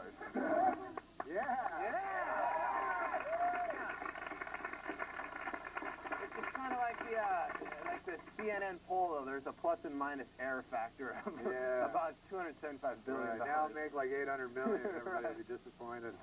Tonight are the movie awards on MTV, which we're very excited about. And during this show, we're going to be showing you some videos from groups and artists who will be performing tonight on the movie awards. Do you like the movie? I know you hosted. Movie awards are cool. Yeah. You hosted the ESPN awards. Oh yeah, the ESPYs. The ESPY awards. How was it hosting a big award show like that? Well, you know what I did? I did like I just did my jokes, but what they do is they keep cutting to these guys that hated me. What? Yeah, like I do my joke, because I did a lot of like jokes about OJ and stuff. Yeah. And then they cut to like OJ? Marcus Allen or somebody of OJ. And then they put him on this giant screen behind me at Radio City Music Hall. Right. So I do the joke, and then they show some scowling athlete. Not a very good vibe, I'd imagine. Yeah, no. All right, our question of the day is, if a movie was made about your summer, right, what would the title be and why? What if, I'll ask you first. We're going to ask the people right here. Oh, mine would be called Dirty Work. Is there a need to ask why? I don't think so. Hey, we're going to check out a video right now, and then it's going to be coming to you from... We've been showing this video. It's the theme to Godzilla, a movie that won't make near the money that Dirty Work is going to make. Exactly. And this is Puff Daddy and Jimmy Page. We've been seeing the performance from Saturday Night Live. And they have a video now, finally, so let's check it out. Here's Come With Me. All right, that's the scene from Dirty Work, which is out June 12th. Don Rickles is in that clip there. Norm is right here, of course. Yeah, that was a dream to get Rickles in this movie, because I always loved him ever since I was a kid, you know. Yeah. That was great. He's got a really cool style of comedy, because you never know if he's serious, and he always seems to put people down, and it's really funny. Yeah. I wrote Rickly things for him, Don Ricklish things for him to say. Yeah. And then when he got there, he just insulted them all, Little Ricklies? Yeah, like he didn't want to do them. So I said, I have to do whatever you want, just insult me, And so then, sometimes he'd insult me, but, he'd forget that it was in a movie. So, I'd be in the movie, and then he'd go like, I'm a friend. How you got a movie? I have no idea. And I go, no, you can't say that. What are some of the things, specifically you would write for him? Do you remember anything? We wrote this one thing where he hated it. But we said, he's insulting this big fat guy. And then we go, Baskin Robbins phoned the other day, and they said they're down to 8 flavors. They're big. And that's why he's right. You're right. He just made up his own stuff. We just let him do whatever he wanted. That's funny. It's like you write all the stuff for him, and then he gets on and ends up probably just improvising. Yeah, Was a lot of the movie improvised? His stuff's mostly improvised, and Chris Farley's stuff's mostly improvised. Right. Another appearance in this is from someone who works at MTV, Rebecca Romaine, who hosts the House of Style. Yeah, she plays a bearded lady. That's awesome. Yeah. And it was, she's a bearded lady that wants to have sex with me, but I'm grossed out because she has a huge beard. But meanwhile, she's like super hot lady. Right, behind the beard. Yeah, torn. Right. And Gary Coleman's in this too? Oh yeah, Gary Coleman. He was fun to work with because I always loved him on that show, So I wanted him to get into the movie. Right. You know the show he's on? Yeah, What's Happening? Yeah, no, different show. What's happening? First thing that came to my mind. So the funny thing about working with him is you still think of him as a kid. Sure. When you're working you with want to call him Arnold probably all the time. And so all the time I'd be like, hey Gary, how's it going? Can I get you a cookie or something? He'd go, I'm 50. Get me a prostitute and send her to my trailer.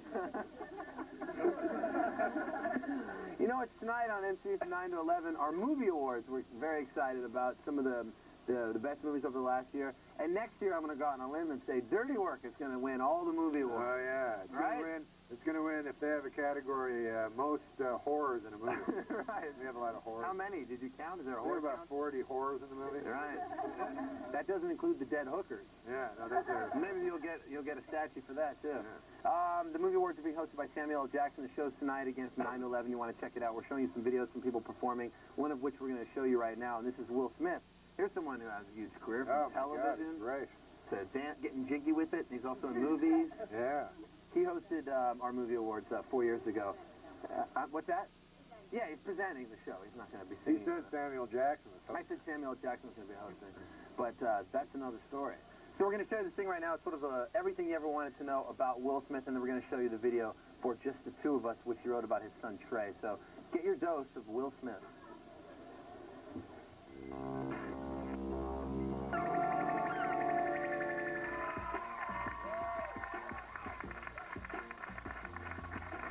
What is there, somebody famous here? Where is he? Warren Beatty, everybody! Come on! No, he's not there. Welcome back. Norm MacDonald, that's we're having fun. All right? I'm having a great time. Me too. We've been hanging out all week. I know, it's been 6 days. Yeah, well, not quite. About 4 days. Definitely. Dirty Work is a good movie, and that's coming out. Yeah, that's coming out soon, June 12th. You know all about that. Yeah, I was in it. Yeah, I know that. Your first leading role. And I wrote it with my buddy Frank Sebastiano from right here in Jersey. And you know what he is? He's a dirty hippie, that guy, Frank. That's for sure. He's a damn dirty hippie. He's a damn dirty hippie. Hey, our question today is if you're going to make a summer movie about you're going to make a movie about, what is it? If you're going to make if you're going to make a movie about your summer. What would it be called? Right. And why? And why? What would yours be called? Mine would be called Dirty Work. Okay, good. Just want to see in case that changed. Or maybe Dirty Work, which opens June 12th. Who here in the audience has one? Hi, what's your name? Hi, I'm Karen. Hi, Karen. Where are you from? I'm from Noka Harbor. Okay. That's around here, I guess. Yeah, it's about 20 minutes away. Okay. Say hi to Norm MacDonald. What's up, baby? Hey, babe. My movie would be called Asswipe. Asswipe Yes, would be the name of your movie about your summer. My whole summer, what I do, I'm a nursing assistant, and speaking of dirty work, you have no idea what I see. I mean, just the title Asswipe says it all. And you have to wipe people. Oh, we have to. Seriously. Wipe them, change them, diaper them. Little wax babies powder. and Oh, yeah. And nobody is under 80 years old. Yeah. Oh, they're not little babies. Well, technically, yes, they are babies. They must be actors. Oh, no, I didn't mean that. Because you're not an actor. You're like right. Okay. But you know we're on what? the same side of the fence. Yeah. Okay. It's very rewarding, though. It's a very good job. Yeah, no, I think very rewarding, because if we didn't do it, nobody else would. And yeah. You get a lot of free probably? I totally missed what you just said, but it must have been pretty funny. Does anybody have to... Never mind. All right, who's next? About your a movie about your summer. What's your name? My name's Anthony. Hey, Anthony. What's up, man? Say hi to Norm. What's up, Norm? Hey, Anthony. Okay, well, my movie would be called Dirty Work. No. He's catching on. I'd call it Hot Dogs and Donuts, because that's all I've been eating all summer long. I mean, wake up in the morning, throw a few hot dogs on the grill, and go to Dunkin' Donuts, get some donuts, you know? Notice that he eats the hot dogs before the donuts in the morning. I ate them together. Huh? I ate them together. Yeah. There's I wonder what a psychiatrist would have to say about that. Hot dogs and donuts. Who else would be in your movie? What big actors? Probably me and my friends, because I think we're pretty good actors. I'll give you a job, too, You said actress. Oh, actress? Yeah, like who would be your leading lady in Hot Dogs and Donuts? That girl there was pretty good. Maybe she could... Oh, over here? Oh. Hey, welcome to Love Line. Yeah, which one? Come over here and pick her out. Come sit by her, please. All right, we need to show you a video. Norm, you mentioned that you liked Bob Dylan's work. Oh, yeah, Bob Dylan's the greatest. And a lot of people say that his the most recent record he put out is one of his best. Yeah, it's a great album, man. You got to get that. Yeah, and where a lot of people know, of course, Jacob Dylan, his son, who's the Wallflowers. He sucks. I'll represent Jacob Dylan, and you can represent Bob Dylan. Yeah. All right, that way it's 50-50. We're going to go ahead. I'm kidding. I love Jacob. We're going to go ahead and show you this, and they're performing tonight as well, the Wallflowers, so check out Heroes.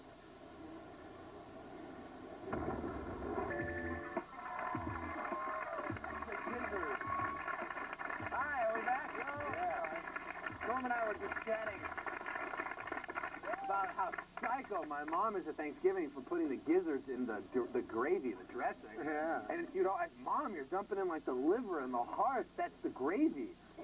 I mean, symbolically, it atop the food. She could never explain why. Oh, man. Anyway, moving on. Did you ever have that problem at Thanksgiving? Did you ever understand that stuff's in the gravy? I find it odd that a lady would have her hand up a bird. All right, Norm is here. We're talking about Dirty Work, his new movie that opens June 12th. Oh, yeah, Dirty Work. We've had some people here hanging out with us. We thought it'd be a good idea for you to get to know our audience just a little bit better. So we asked during the commercial a couple of our people here to write down on a card their name, their most embarrassing moment, something they've never told a friend, and their nickname. Yeah. So we're gonna. I have them here on the card. What do you got? So let's start with embarrassing moment. Now, who is this now? First. This is Dina Stevens. Dina, where are you? Right over There she there. is. Hot pink. Yeah. Does that glow in the dark? Oh, it'd be cool if it did. So Dina, why don't you tell us about your most embarrassing moment? I brought this guy home that I like, Yeah. and my grandma was sitting at the table and started talking to him and stuff, and her teeth fell out. Oh, that happened to Norm and I drinking beer a couple nights ago. That's embarrassing. Yeah, but you know what? With guys, they'll still have sex with you anyway. You, not your grandmother, of course. All right, moving on. All right, now the next one. So we've already done the embarrassing moment. So now, something a friend. What was the category? Something you've never told a friend. Something you've never told a And friend. who is it, first of all? It's Colleen Murray. Colleen, where are you? Yeah. There's Colleen. Colleen? Hi, Colleen. Oh, sitting down over there. Hi, Colleen. Hi, how are you? Okay, good. Something that Colleen has never told a friend. Yeah. I never told my friend that she's really, really annoying and that I really can't stand her. Really? Is she here today? Because we get huge ratings if you got spots. She really would. Yeah. If she's not here? Nah, she's just really obnoxious and... But you maintain this fictitious relationship? Well, or? you know, she's not like a really good friend, but when I'm like hanging out with her, I just like, I don't know, I sit there and like roll my eyes all the time, but I feel mean if I said something to her. Yeah, Colleen, isn't I understand that. Do you? No, you know, like a lot of times you hang out with people you don't like, and you treat them nicer because you feel guilty because you hate them. I don't know why, but I do that all the time. Colleen, do you want to like, why don't you look into the camera and say who it is and Yeah. smash. Yeah. Come on. I don't want to hurt You'll feel anyone's better. feelings. Yeah. No, but she's not here. She's not. You'll win us over. No, you don't want to do it? Is it Mariah Carey? All right, we'll move on. Okay, so the next one, we've already covered the most embarrassing moment and things you never tell your friends. So this is the nickname, right? The nickname. Sure. Do you have a nickname, Norm? A nickname? Yeah. No, I don't. Do you? No. Okay. Then we'll go to Jerry. Jerry, where's Jerry? What's Hey. up, Jerry? Pass the microphone over there. How you doing today? What's up, man? You from here? I'm from Browns Mills. Oh, cool. All right, nickname. So it's embarrassing nickname. Is that the category? Yeah, that's one of the things. What is and remember, the dollar values are double. I'm holding cards. I don't know. What's your nickname? Read it. What? Oh, what's your nickname? Yeah, you want me to say it? Sure. It looks like Jurina Fishhead. That's right. That's right. Is that right? Yes. And then it says drag name. Yes. Last year, my bunch of my friends subbed me that name when I went out to Philadelphia in drag. Yeah. They said that I looked like a huge fish. You look like a huge fish? Fish, yeah. Yeah? So my name is Jerry, so they just Jurina Fishhead. Really? Now, wait a second now. Well, you went in drag? You dressed up as a lady? Yes, I did. And went to Philadelphia? Yes, I did. And all your friends could think of calling you with Fishhead?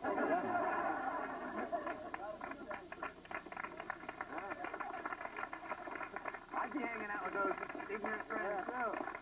I don't know what part of New Jersey you come from, but... They could probably figure out a little bit worse than Fishhead. That's right. I could. Maybe you could come back on tomorrow's show and drag for us. That'd be great. Would you? Yeah. All right. Maybe we'll do that. That'd be cool. All right. We're going to show you a video right now. Of course, the MTV Movie Awards are tonight from 9 to 11. If you want to check it out, we're showing you some videos of people performing, one of which is Brandy. Here she is in her latest one. What's that? Oh, Monica is performing?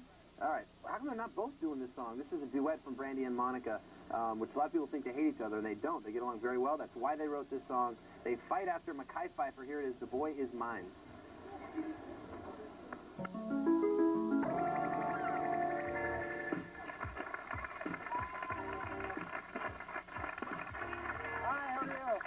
Dale here. Welcome back to the show. Norm MacDonald, we're at MTV Summer Fair in Seaside Heights, New Jersey. We're hanging out. I have this incredible urge as I sit here in New Jersey, right on the coast, looking out into the lovely ocean, to go shrimping. Shrimping? Yes. Yeah. Have you ever been shrimping? No, what is that? Catching some shrimp? Yeah, and clamming and stuff. I don't know how. Can you do that here? Isn't that like a big crabbing? Crabbing. Yeah, it just seems fun, just going out there and. How do you catch shrimp? Do you just use little worms? Is it a net? Yeah. You know, you have to get a license because there's this place I drove by in New Jersey that you can. You have to get like a clamming license or something. Oh yeah. Yeah.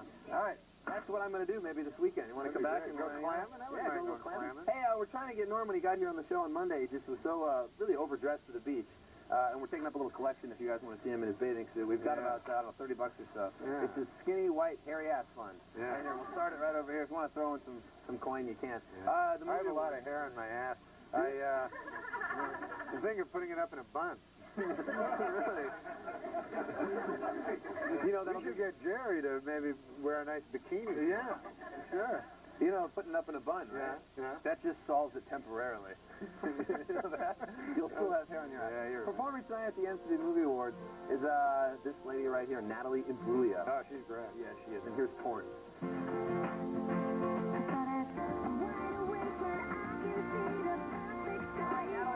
Check her out tonight, 9 o'clock NC Movie Awards, hosted by Samuel L. Jackson. Norm MacDonald's to my left. We're sitting on the porch, and we've now collected a total of $40, $40 even in the Norm MacDonald. We want to see this skinny, white, hairy, sometimes in a bun ass tomorrow on the show. So, thank you, Norm, for hanging out today. Yeah, tomorrow, once again. man. We're going drinking tonight, right? We're drinking tonight. Yeah. Norm and I have had one hell of a week. Maybe we'll get in the tank tonight. What's the tank? Oh, the tank. Sure, yeah. All right, tomorrow on the show, Dweezil Zappa swings by with Lisa Lowe and more Norm. It'll be Friday fun. We'll see you tomorrow. Thanks for watching. Don't forget Dirty Work, Sweet 12.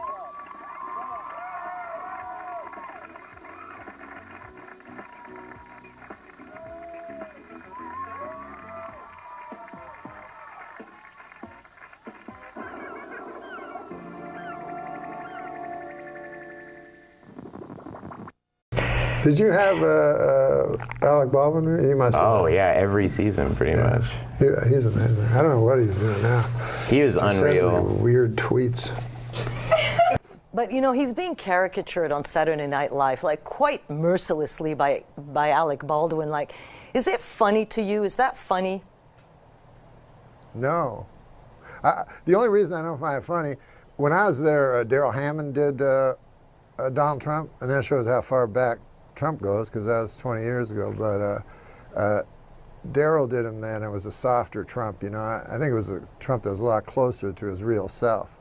But if you do, the problem with, if you do an impression of someone, you have to like that person, you know, because you're playing the person, and people like themselves. So you can't play someone and have contempt for them at the same time. You know, it doesn't work as an impression. So I don't like his impression, and I have no political affiliation. I just mean from a comedy level.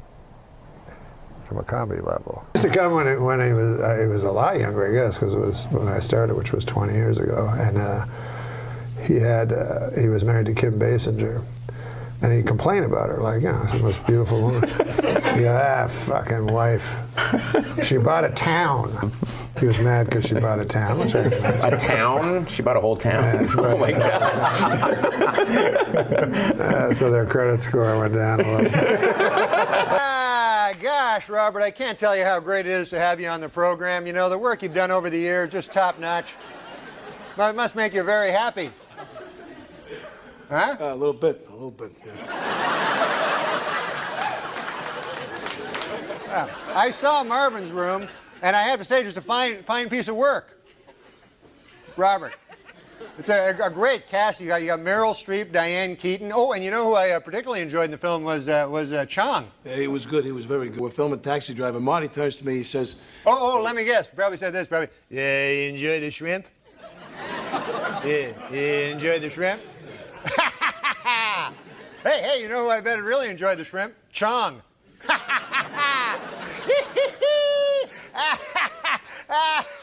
But the coolest thing he did, he walked in and he threw a whole bunch of cigarettes. Like he had 12 packs of cigarettes. Oh, wow. And I thought that was really cool. He was very, you know, some of the hosts, as you know, were not very involved in the writing. Yeah, no, he was totally. He could have been a cast member. He really could have been a cast member. Yeah. Feelings going up and down, picking up the pieces that you left behind, hitting a new cup of flow, breathing in the smoke and clearing up my mind. The thoughts of you, I never knew what the hell you got me. What do you mean? And so there was a secretary, I don't suppose you call them that anymore, but a pretty girl behind a typewriter, whatever you call them. And she was very sexy, you know. So he's trying to be like us, you know, one of the guys. And he goes, that secretary, no, not that, he didn't say secretary. He goes, that assistant girl out there, man, I'd saw my left leg off to fuck her. Jesus Christ. And I said, I think all you have to do is ask her. Why? Yeah, you're Alec Baldwin. I think you're all right. Norm MacDonald is on the Adam Carolla Show. And he brought fellow comedian Steve Ravenstein in. Steve is opening for Norm. Stevie Ray Fromstein? Oh, sorry. Is that closer? Ravenstein. Well, Ravenstein is my driver. Well, it says that guy sounds hot. It says Stevie, and then it says Ravenstein. It doesn't. Well, Ravenstein is my butler. All right. What the hell kind of name is Stevie Ray for a white guy anyway? Ever since Vaughn died. Explain yourself, Fromstein. No, one time I was with him and a guy almost beat him up. Remember that? Yeah, I remember that. What happened? Well, somebody named me Stevie Ray Fromstein after Stevie Ray Vaughan, but I didn't know much about Stevie Ray. What do you mean Ray someone? Vaughan. Your parents? Somebody. He named himself and then he tried to pretend people was catching on. Like one of those nicknames you give yourself when you start a new school that you made up? Yeah, it was just, but apparently people called me Stevie Ray Fromstein, and then, so he got upset that I didn't know that much about Stevie Ray Vaughan. He got very upset. The guy was a Stevie Ray Vaughan fanatic. Oh, really? And he got so mad. Took umbrage. Oh, Did he threaten to kick your ass? No, but he looked like he was going to. Maybe that's, I don't know, a lot of people look like that. I could say, I will say this: if you're going to scrap with a fan, I always go Savage Garden. Yeah. Over Stevie Ray Vaughan fans, because I feel like those guys can throw down. I sometimes go Tori Amos. Yeah, Tori Amos is good. That's a good. Although once in a while you get one of those heavy set lesbians coming after you, beat the crap out of you with a waffle stomper. But by and large, you know, I'm trying to think like worst bands to mess with their fans. AC/DC fans. Stay away from them. Stay away from Ronnie James Dio fans. I don't know why. They're a little bit older now. Danzig is not a group you want to mess with. And I'll tell you who you definitely don't want to mess with. Insane Clown Posse fans. Oh, yeah. They will snap you like You know any kindling. of those people? No, it was going to be Stevie Insane Fromstein, but luckily we didn't. I see. Or Mormon Tabernacle Fromstein, just to be safe. That was one we kicked around. Yeah, Guar's not a band where you want to mess with the fans either. Yeah, I feel like Savage Garden's good.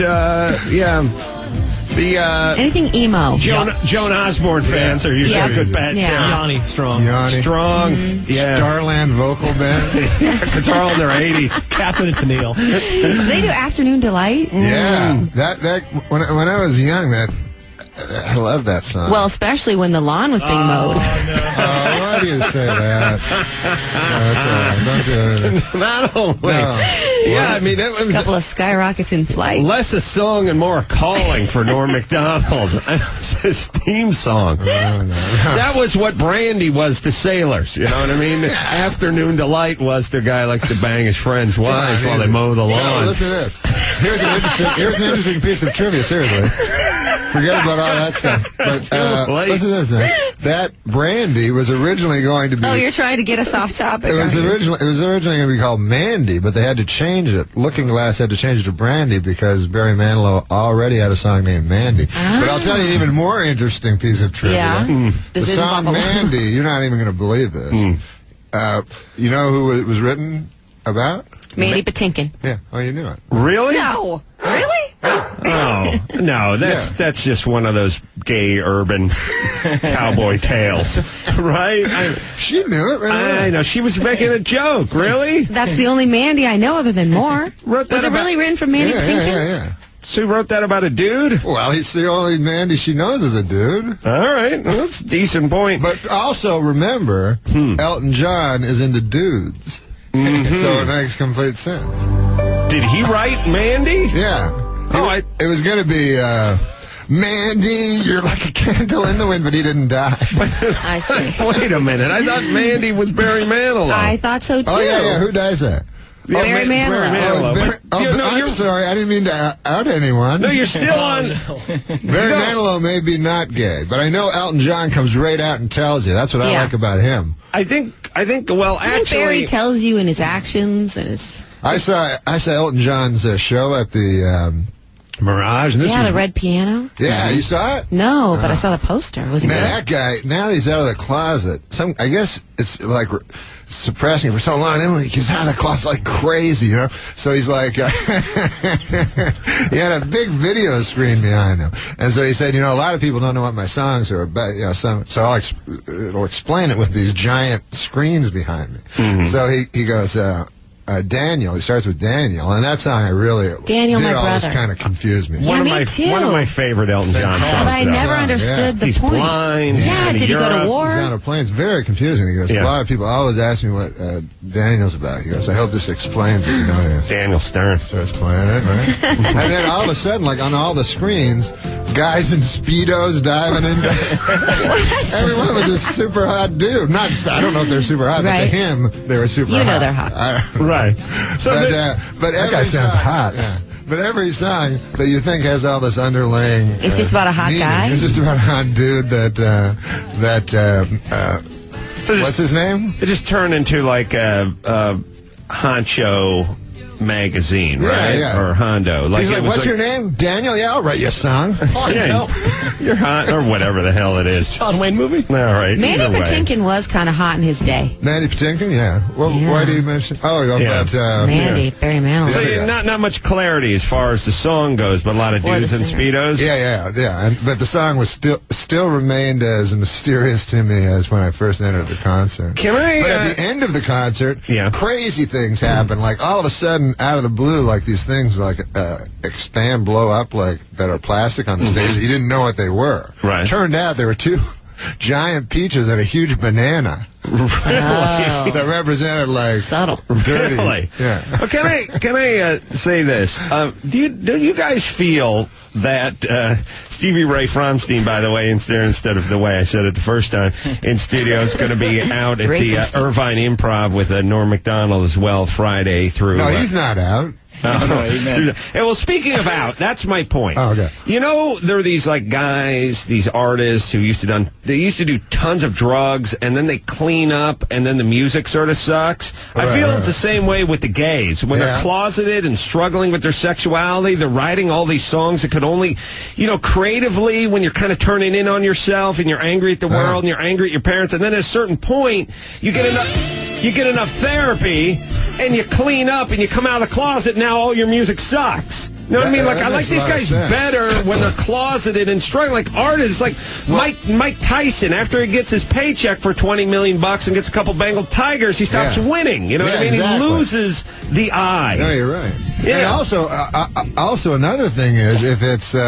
the subject matter is beyond the pale of polite talk, right? Then the singer has to find subtler ways. Just as an author in the old day, Tess of the Dubervilles was very erotic, and yet, he had to use like all clean words. Right. So if you're writing a gay love song, you have to find more subversive ways. Now when you hear them, they're just like, Ben, or whatever it is.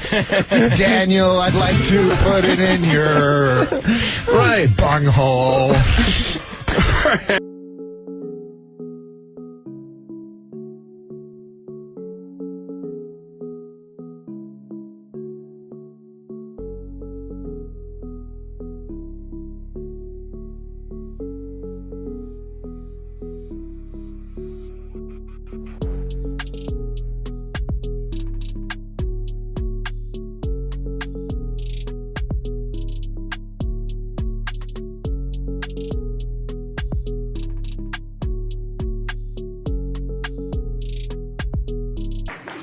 Meanwhile, Elton John continues to deny rumors that he is engaged to his tennis racket.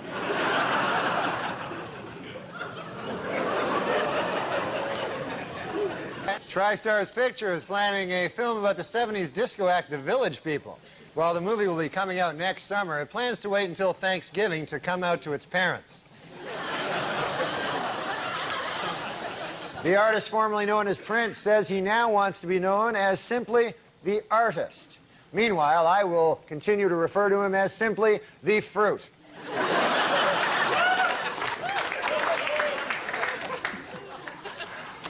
In other music news, several major acts are on tour this month, including the Counting Crows, Metallica, and the Fruit. Norm, let me ask you something. Seriously, what do you do for fun? Like, name one thing you do for fun. For fun? For fun. Like, I'm going to have some fun tonight I've got or today. nothing to do today. Here's what I'm going to do. Is it spend money? It's not go Golf. shopping. You don't decorate the place. What do you do? I guess the only thing I do is I like to read sometimes. You're lying. I do. That's what I mean. That makes me. Do you feel play video games? Do you play cards? Do you solitaire? I read a lot of Mark Twain. There's only so much Mark Twain, and not you're much actually. Yeah. I'm reading letters from Hawaii now, something I've never read before. But I read like stuff that I read a lot of literature. And Do you go to movies? I reread it a lot. No. Great. Now that you are a author, can you tell us a little bit about your favorite books? Well, my favorite books of all time? Favorite books in general, all time? My favorite book is Search for Lost Time. My favorite American book is The Adventures of Huckleberry Finn. I love Russian literature, and that's what I read mostly. Yeah, just the standard stuff. I don't like Dostoevsky, but I like the actual good writers.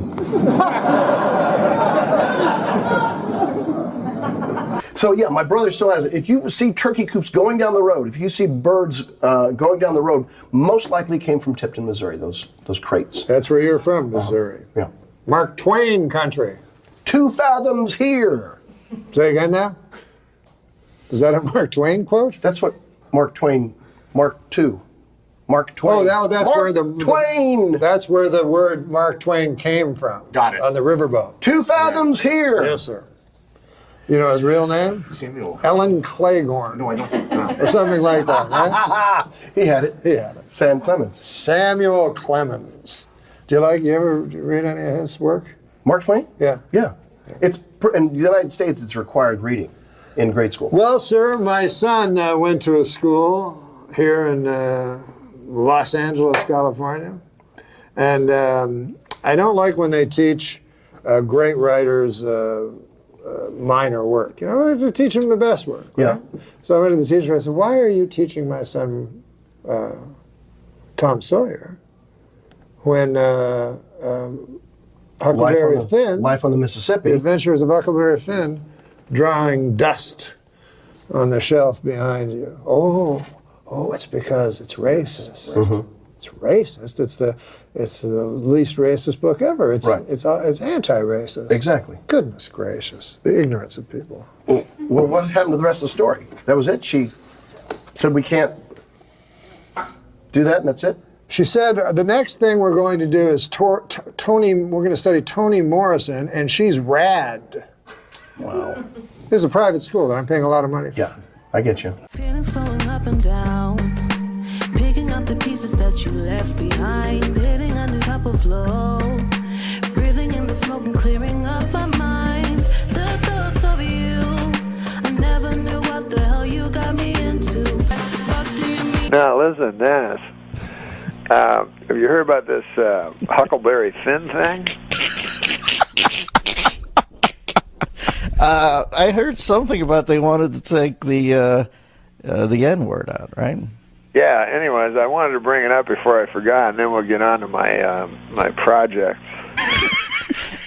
All right. Do you have any observation on it, any tweak on it, or just the cognizance of the fact that they want to? No, well, I feel it's a thorny issue. Mm-hmm. No, that wasn't the whole thing. No. I thought you were going to go like, well, how so, or something. Tell us more, Norm. Why don't you I feel it's a thorny issue. Yeah, I'll tell me you why. too. Why, Norm? Well, you got Mark Twain, and you're talking about, for those of you who don't know, what I'm talking about, they've taken out the N-word, out of many of the books of Huckleberry Finn. Norm, they've taken out. And so you got a thorny issue that I think I have a solution to.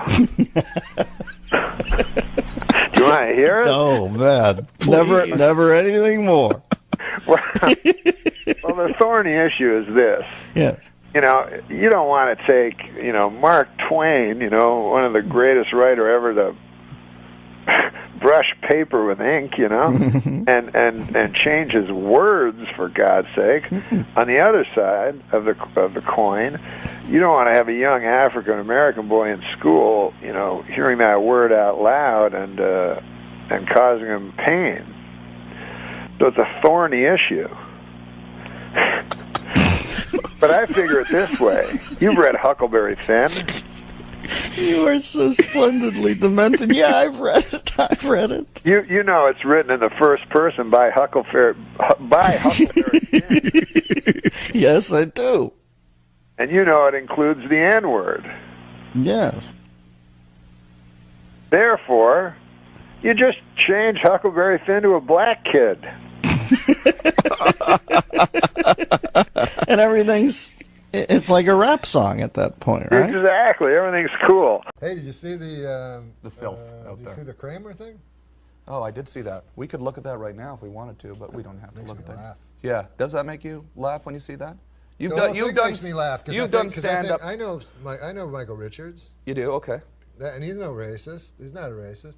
And when you say something like that crazy, it can only be a joke. You know what I mean? He was out of his head element. He didn't know what to do. Yeah. But there's no way that a guy who's racist screams it at the top of his lungs. You know what I mean? Well, certainly, I don't think he was anticipating the fact that a cell phone could have been putting this onto CNN as he was saying it. I think he was right. thinking, He wouldn't do it on the Craig Ferguson show. Right. Maybe on here, though. We could maybe to get him on here to recreate that rant. I don't know. Up here in front of the brick wall. You know what I read today? Yeah, in the what? Inquirer that Michael Richards was attacked at that pink yogurt place. Oh, he was attacked? Yeah. Well, that's another thing that's sort of scary is, first of all, Mel Gibson has a career that he could hurt. Michael Richards doesn't really. Wait a minute, Norm. I believe Super Dave was going to tell a joke there. I'm kind of. I'm sorry. I thought it was really No.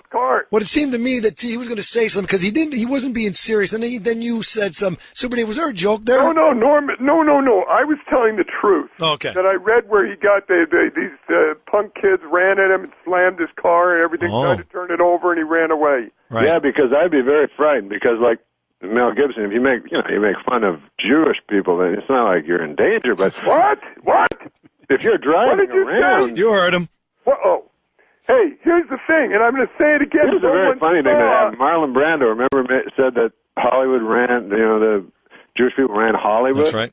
Yeah, but Marlon Brando. And then he had to apologize. Marlon Brando. And they let him work. Say anything. Marlon Brando lived. Well, listen to Norm MacDonald and Super Dave argue about the Jews. Marlon Brando lived behind a cardboard cutout. What? He lived behind a cardboard cutout. He was 900 pounds. So he could basically say anything. No, but don't you think Michael Richards would be kind of in peril? And well, but I don't think he had a career. No, I'm saying just physically. Hey, did you cut us off? I didn't. Are we just talking? Yeah, you guys.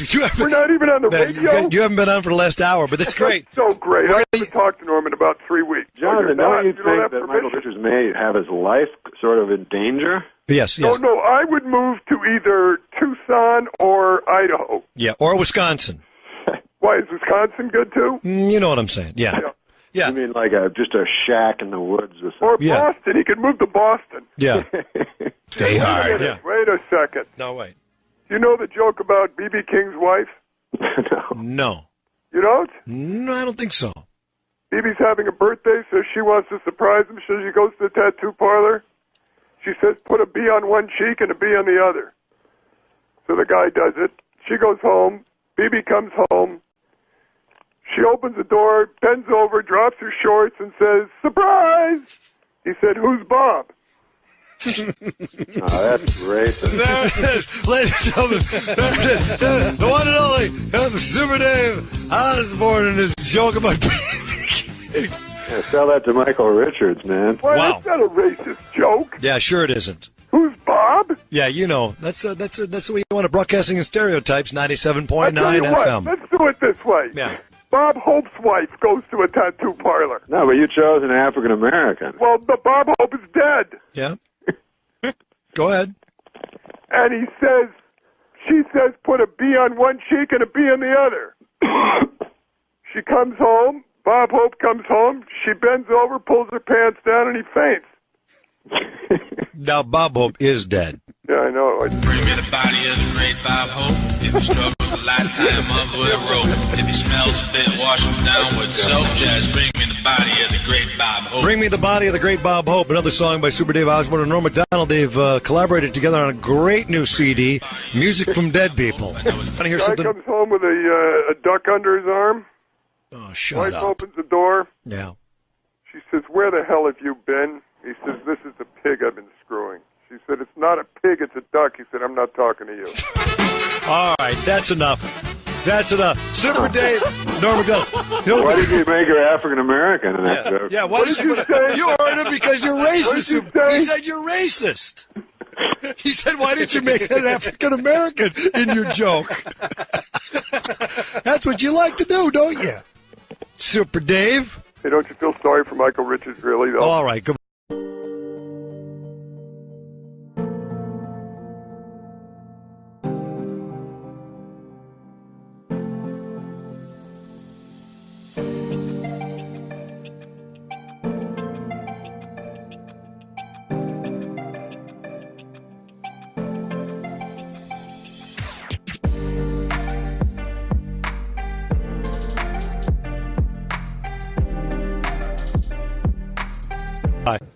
If you were Michael Richards and you were in that situation and That word. and you said those things, what would you have done next? Well, I think what he did was panic and start pretending it was Lenny Bruce. Like, you know, because he said that word and everything. And then he said, that word, it still has power. Oh, he did? Yes, he did this. But no, I mean after the incident itself. Oh, I would move to Idaho.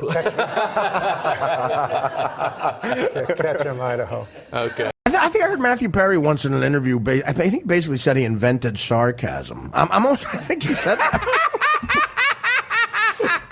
Norm was on Saturday Night Live. Norm tells the best fucking stories about some of those celebrities that went through there. And Matthew Perry had an assistant and said, you know, he said to Norm, Matt wants to do a sketch that he wants you to be in where he talks like he does on Friends. He calls it Matt speak. And Norm said, what are you talking about? He goes, well, you know, he invented a way of talking, the way he talks on Friends, Matt speak. And he showed him a clip, and Norm said, are you talking about sarcasm? Matthew Perry called sarcasm. He renamed it Matt speak. Hilarious. And Norm goes, you're talking about sarcasm? What about the black odd couple, Gil? They should have just said to him, oh, that was really good. I think one of the younger writers said, I think Matthew Perry is a genius. And I think that's what it was. And Norm said, is he good at math or something? Harvey Weinstein was holding court. He was talking about he had seen that scene of alternative comedy, and he'd seen somebody that everybody, you know, was kind of at that moment was the king of that. That's all. And you know, Harvey Weinstein, I've been in, like, seen him at work. He's a very, like, obnoxious, like, he just yells shit out that he thinks is brilliant, like Stephen Wright jokes or something. Right. You can't have everything. Where would you put it? You know, stuff like that. So he goes, he says this guy's name, and Norm's sitting there. He's on with Lorne and everybody, and and Harvey Weinstein says this person's name and goes, I think Sons is a genius. And then he looks at Norm and goes, Norm, what do you think? And Norm goes, Is he good at math or something? Okay. All right, Artie, first things first. You and Chris Farley on the Dirty Work set. Oh, wow. Dirty Work was his last movie, Farley. Right. And in between shooting Dirty Work and dying, he did Saturday Night Live. He hosted it. So Norm said he's out of control. You got to come to the after party to help me watch him. That's how out of control he was. I was asked to watch Norm MacDonald and Artie Lang are babysitting. Yeah, exactly. Right. So Norm leaves for a couple of minutes, and I see Chris disappear into a bathroom with Andy Dick. True story. 5 minutes, he's in there. He comes out giggling. Norm comes back and goes, what's going on? I go, bad news, man. He went into a bathroom with Andy Dick for 5 minutes, and, you know, there's only two reasons a guy goes into a bathroom with Andy Dick, and neither one is good. And without missing a beat, Norm said, holy fuck, I hope he's high. So, good news, he was high. Speaking of Norm. Oh, there he is. You and Norm. Yeah, well, there's a few guys I could point to who helped, who took a chance on me when I was either going to go to the joint or rehab, and it was Norm, Howard, and Quincy Jones who did me at TV. We did a buddy comedy together. We met at the audition. I got terrible reviews when it came out. My hometown paper said Artie Lang has all the charm of a date rapist. True story. That's what the guy said in the review. So Norm said to me, hey, man, that's fucking great. A date rapist has to have way more charm than a regular rapist. He does things that are so ballsy. It takes a lot of risks, and it makes them fun, but also makes them very dangerous. One more for you, Artie. There you go. There's no one better to talk to about show business than Norm because he's brutally honest about it. Like, I'll try to tell the story quick. Go ahead. When Norm had his last sitcom on Fox, right, he invited me to go to the upfronts with him. You know, that big thing where they introduce the shows to the advertisers? Yeah. So the head of Fox, this guy, Sandy Grushow, right out of Beverly Hills High, like permanent tan, permanent fake smile on his face. Right. The head of Fox goes up to Norm, and it's Norm and Jason Bateman, whose show had premiered, and all these Fox people. Goes up to Norm and says, right in front of me and a bunch of people, goes, Norm, I want to let you know that your show is the highest tested show we've had in Fox history. And Norm goes, wow, man, thanks. That's unbelievable. Wow. And then Grushow leaves and goes to talk to Jason Bateman. So this other executive at Fox, this woman, Tracy, comes over and goes, where's Sandy? He was just here. And Norm goes, he's over there telling Bateman that his show is the highest tested show in the history of Fox. See, so that's what I'm telling you. Norm gets it. There's another great quick Norm story. Great quick Norm story. Kid, Artie. Well, Jim will appreciate it. They do a big Rolling Stone article about the Kansas City. That was a great one, man. Wait, what is this? They do a big Rolling Stone article about the cast. I got about the what? So the cast of Saturday Night Live. Right, yeah. And it's everybody kissing each other's ass. So they ask Norm about Chris Kattan. And it's after pages of, I've never seen someone do better character work. Norm's quote is, he seems gay to me. He goes, I've never met a guy who said he wasn't gay. He seems so gay. But I guess he says he's not gay, so whatever. Hey. Feelings going up and down, picking up the pieces that you left behind, hitting a new type of flow, breathing in the smoke and clearing up my mind. The thoughts of you, I never knew what the hell you got me into. What do you mean? Oh, I love that. You want to hear? Go ahead. Go ahead. You go. We're on SNL one time, right? This is what Norm just didn't care about anyone. This a quick story. Pamela Anderson is on it. Every time a hot chick would come on, Kattan would go over the top and like, oh my God, you know, he'd write a sketch. We're gonna make out. She's hot. She's with Tommy Lee Hammer. Back off. Yeah, right. I mean, come on. So he writes a sketch, and they do this sketch where it's the Twilight Zone when everyone's in pig face or something. Right. So that's the goof. So me, Kattan, we're all in it, and Norm is the guy who's got to go, imagine if you will. And Norm doesn't read sketches, and he's a pro. Right. So he would rehearse it and go, hey, imagine if you will, and second time, and Kattan would go, oh my God, you don't even sound like him. Why would you do that? And I would stand and go, Norm, you gonna hit him back? Like, you gonna say something to him? You just gonna take that from this guy? Now we go to a dress show, which has an audience, and it's being filmed. Right. And again, he starts punking into Norm on the set. Right. He's going, oh my God, Norm, you gonna do it right? It's my only sketch. Right, you don't sound like Rod Serling. He's like, hey, imagine 10, 9, and we're on. Hey, imagine if you will. And he knew the deal. Right. Now we go to air. And Norm still hasn't said nothing. Every time Catan would say something to him, I'd look at Norm like, hey, man, you're my hero. What's up? Because if you're not going to say something, I will. Right. And sure enough, you know, he'd give me like a wink. I swear to you, he'd give me a wink. I'm like, I don't know what's going on. Live Air comes on. And like, 20 seconds to the Twilight Zone sketch. He starts up again. Where Mike, the whole audience is listening, saying, I can't. Norm, you better sound like... Oh, God, Pamela, you're so hot. Norm, you gotta... Pamela, I can't wait if you ever get rid of... 10 seconds! Norm turns to Catan. Right before his head, he goes, hey, Pamela, did Chris tell you he's gay yet? And he's got all this rage because he likes being gay. Everyone, why don't you just say you're gay and you wouldn't have all this anger and be a pester? 5 seconds! And you wouldn't have all this rage and try to interrupt everyone's sketch because you suck this week. And we're on! Imagine if you will. I'm like, there's my hero. There's my hero. See, he knew to save it for the live air. Saved it. He saved nice. it. And Catan sank. I couldn't even get my words out. What was the... think about that unconscious, subconscious thing, because I remember my buddy one time, he's in psychology, he went to college, this guy, and I love milk, right? So we were eating a meal one time, and so I take a drink of milk, and my friend goes, you know why you're drinking that milk, right, Norm? And I say to him, it's not because I like milk, I know that. Because I know this guy, you know. So he goes, no, it's not. He goes, the reason you're drinking that milk is because you miss sucking on your mother's breast. I'm like, ah. Now you guys don't know my mother. But she's wonderful. She's a saint. You know how people, say their mothers are saints? My mother is actually a saint. So, I mean, she hasn't performed 2 miracles, right? I guess she's not actually a saint, but she's much more saint-like than your fucking mother. That's what I'm saying. But there was a generation, like my mother's 85, there was a generation of women that you all know. Maybe it was your mother, maybe it was your grandmother. But they lived at a time, and I support you, me too, you too. More than anything, because, for the young girls, it's going to be fantastic. But no one like my mother will ever exist again. And it's just this generation of women that were so, selfless, and like my mother would be, the type of woman, like at dinner time, everyone's eating, and she's in the kitchen, and everybody have a second, are you sure? And then, oh, but the turnips, and wanted to make sure everybody got, and then she would, whatever was left, she would make a little plate for herself, and that's what my mother was like. Still is like. She lives right beside me. Her eyes shine love.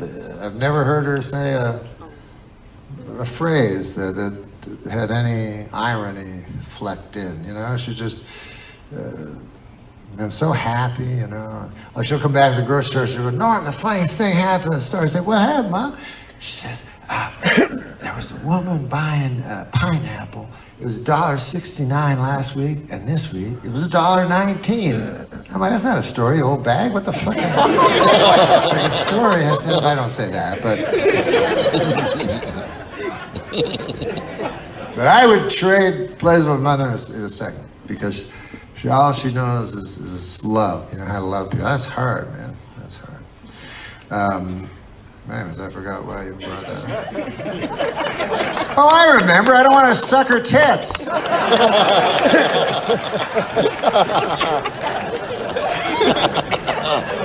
So maybe I'm shallow. I want to suck my mother's tits, all right?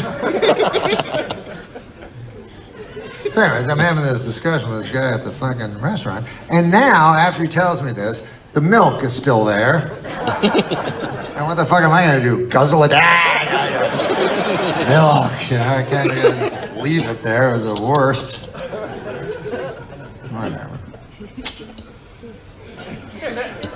Oh, and then it came time to order our entrees. You know what this guy gets? 2 meatballs and a banana. I'm like, hey!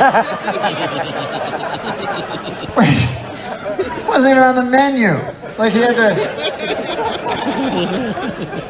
What's good for the gooses? This is just absolutely. I read about that subconscious, unconscious. They said when you pick a president, this is an election year. This is kind of some. Well, another Thanksgiving has come and gone, and I thought it would be a good idea this year for me and my mother to say what we were thankful for. This is my mother, Fern. Now, we've written them down on index cards, what we're most thankful for. Should I begin? You can just start. I am thankful for the opportunity to do stand-up comedy for a living. Why, there is nothing more gratifying than to step out on a stage before a quiet crowd and through my comedy, turn them into an unruly mob.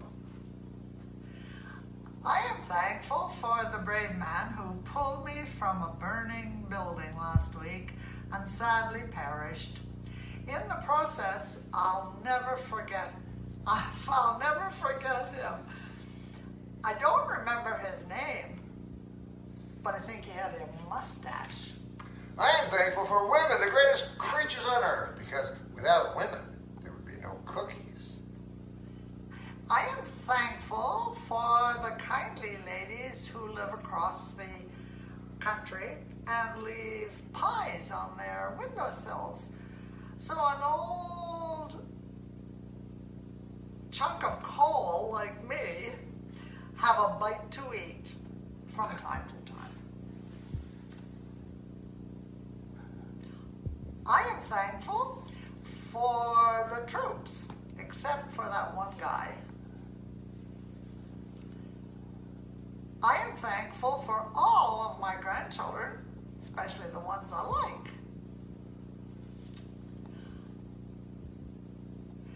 I am thankful for the fine young men and women of the LAPD, along with the Burbank Police Department, who joined forces this year and finally solved the baffling murder of Bob Hope.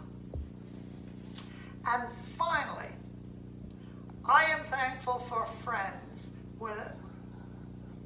without which it would be a cold and dark place. Yes, friends especially like ones where Joey gets Chandler a duck.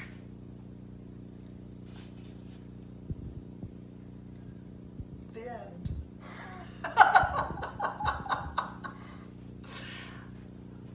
I hope everybody had a really happy Thanksgiving. Why you going high? Push me to the side. Let's keep going on and I ain't getting tired. Yeah, you try to crucify all the good inside. You going come now. Norm MacDonald's mom is here. Should we say hi to her? Yeah, She's where way in the is back. she? Way in the back there. There she is! Hey, Norm got her last row. That's right. All right. And I just want to point out, she's been at every taping of my show for 23 years. She always sits right in the back, so she can get out and we get her the best seat, beat the traffic. That's right. Norm MacDonald's mom! Well, there she is right there. She tried to leave. And what separates me, okay, from like Hollywood directors, okay, is that I have a huge head, all right, okay. Now I don't mean I have a big ego, okay, because I don't, all right.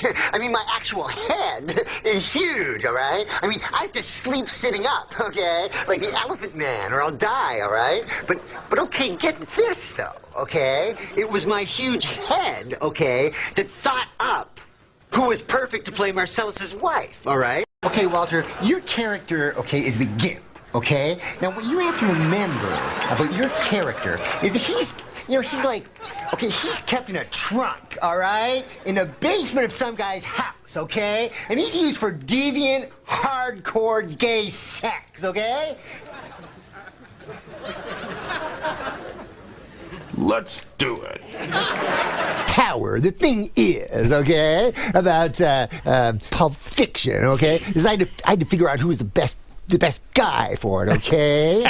So, you know, I had to look into my big misshapen head, all right? You say I don't listen. I tell you I try. And we both got our own problems. But he's an old man. You think Scorsese's going to be into Ant-Man versus the Wasp? Why not? But he's not going to be, all right? I don't think he would have been that into that at 37. Still. It goes Did on. you see Django Unchained? Yeah, I did. Okay. You remember when Leonardo DiCaprio and the boys were sitting around watching the slaves the fight to death? Yeah, awful. Yeah, awful. Oh, he's not doing what I told him, for God's sake. Bravo, Luigi, così, dai! Dai che sei più rapido! Come on now, boys! A fight to the death! But isn't that what boxing is? No. You and your rich friends, you go to Vegas, you say, bring up those poor black people from the ghetto. In the ghetto. I don't think that's the requirement. And a mother cry.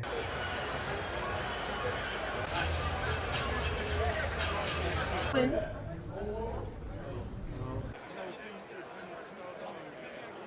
don't think that you have to be African American. You have to be poor. Okay. Well. It just so happens, I think. Maybe because that's a way out for kids. Yeah. Yeah. But do you think it's cool that rich people pay money to watch two poor people fight to the death? Well, if they're good, they won't be poor anymore. Mayweather was one of the top paid athletes last year. Yeah. Yeah, and he lost it all on the Jaguars. This car costs $3.2 million. This Bugatti right here costs $1.6 million. You ain't seen these toys. I haven't seen these? No. What? Boy, this is 7 cars, man. Silver, platinum, Miami, black LA, white Vegas. Yeah. I thought we were going over my credits, and you've lured me into a discussion. You put me on the side of the argument. I'm trying to say, a rich white person oppressing young black males into boxing. I don't know how I got that. Let's go back to Saturday Night Live. All right. Because it was always a mystery to me why you were fired. I had my own theory. It's a rather shallow theory. I'd love to hear your theory. You were bald. Oh, that would not make it an issue. That would be the worst reason ever. I grasped onto that you were bald. You know what I mean? The way that conspiracy theorists go, by God, one disturbed 24-year-old could not have taken down Camelot. I think the same way with you. Why were you fired? Was Oswald 24? He was an overachiever. He looked older than 24. I look at the poster and for Anchorman 2, and what do I see on the poster? Paul Rudd. Who else do I see? Will Ferrell. Who else do I see? Steve Carell. Who else do I see? David Koechner.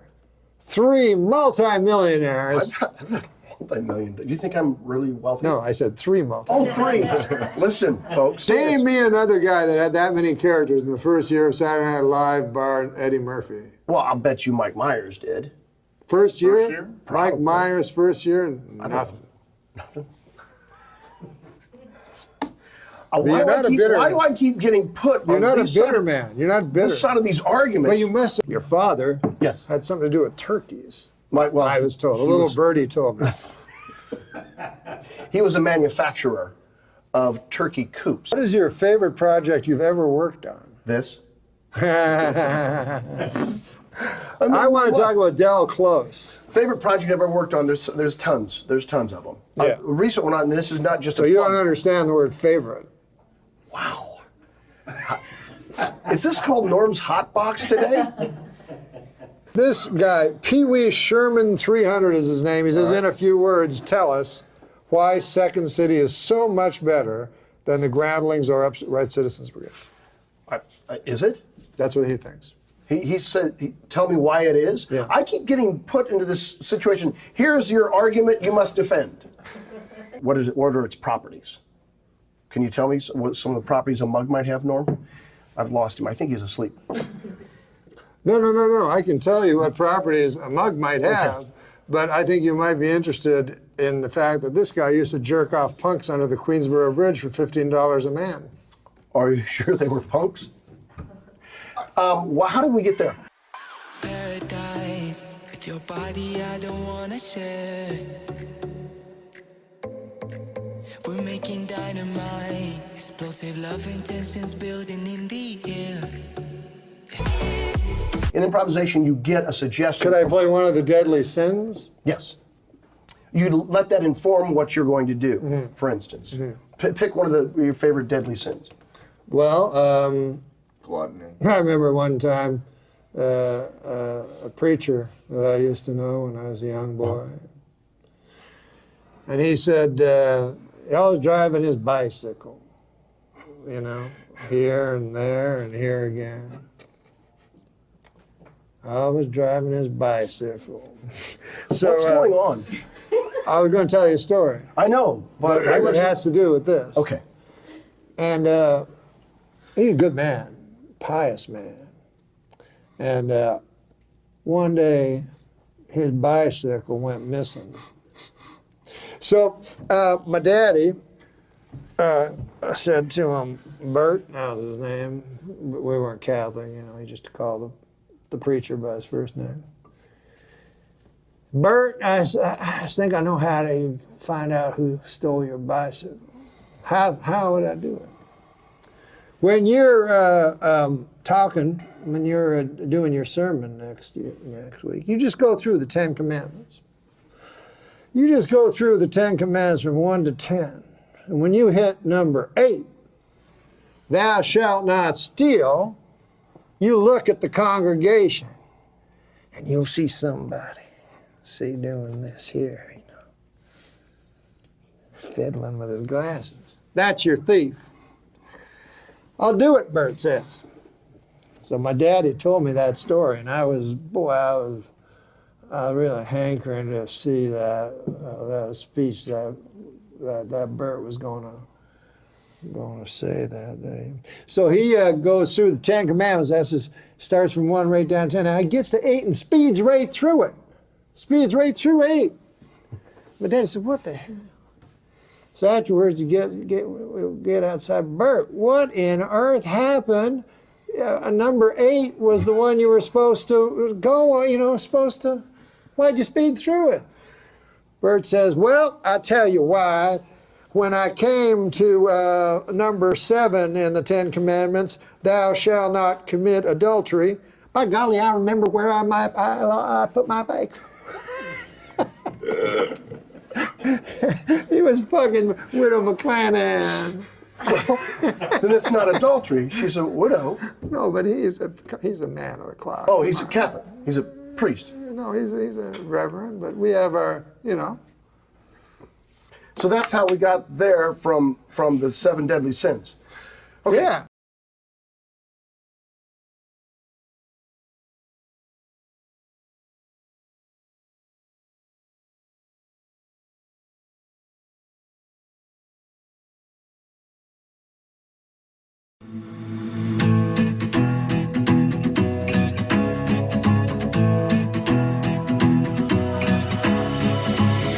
I've been searching for what's missing, but the answer,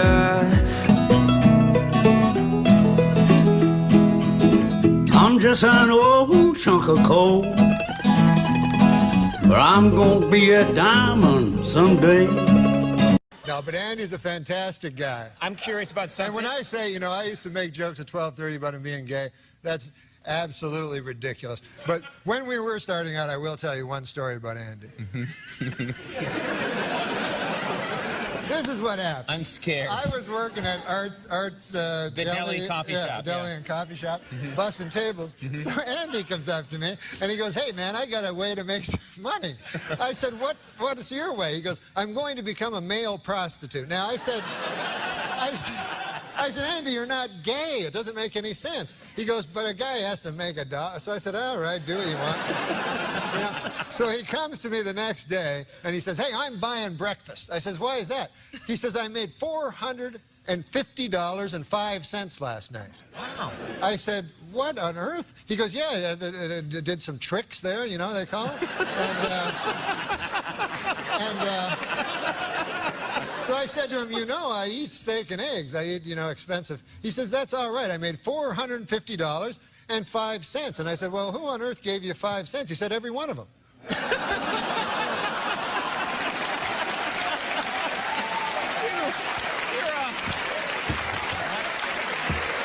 God, you're a horse's ass. I was concerned. That's simple arithmetic. That's 9,001 dudes. We have to have. We'll take a break. He says he's mature, and I think it's because he's telling my grandfather's jokes.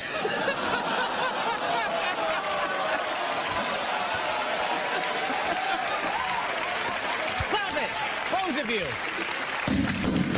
Whoa. We're going to take a break right now. For some reason that escapes me, there'll be more with Norm MacDonald in just a moment. I know that in this day, nobody's gonna change. You won't ever leave. On my mind again, I'm still not tired of it. Can make you want me. And I may act okay, say things will stay the same. Say I'm all I need. For motivation, you still don't understand what our children are up against. Let me read you something that was posted on our message boards from someone who claims to be a member of a known pedophile network. It said this: he doesn't forgive, he does not forget, his group has over 9,000 penises. It's over 9,000! Over 9,000! Vegeta! Over 9,000! Black is great. Black is fantastic.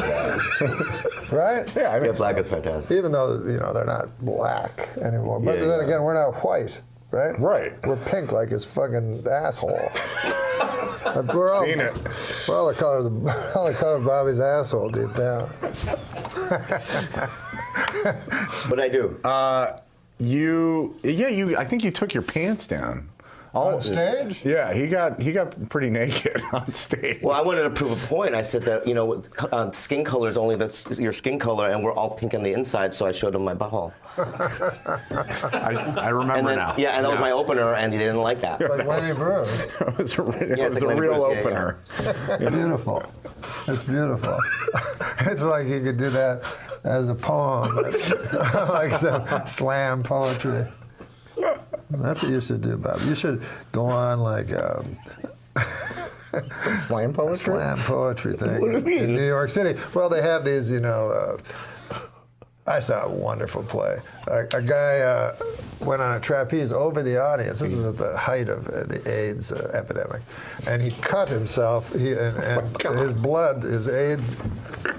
Yeah.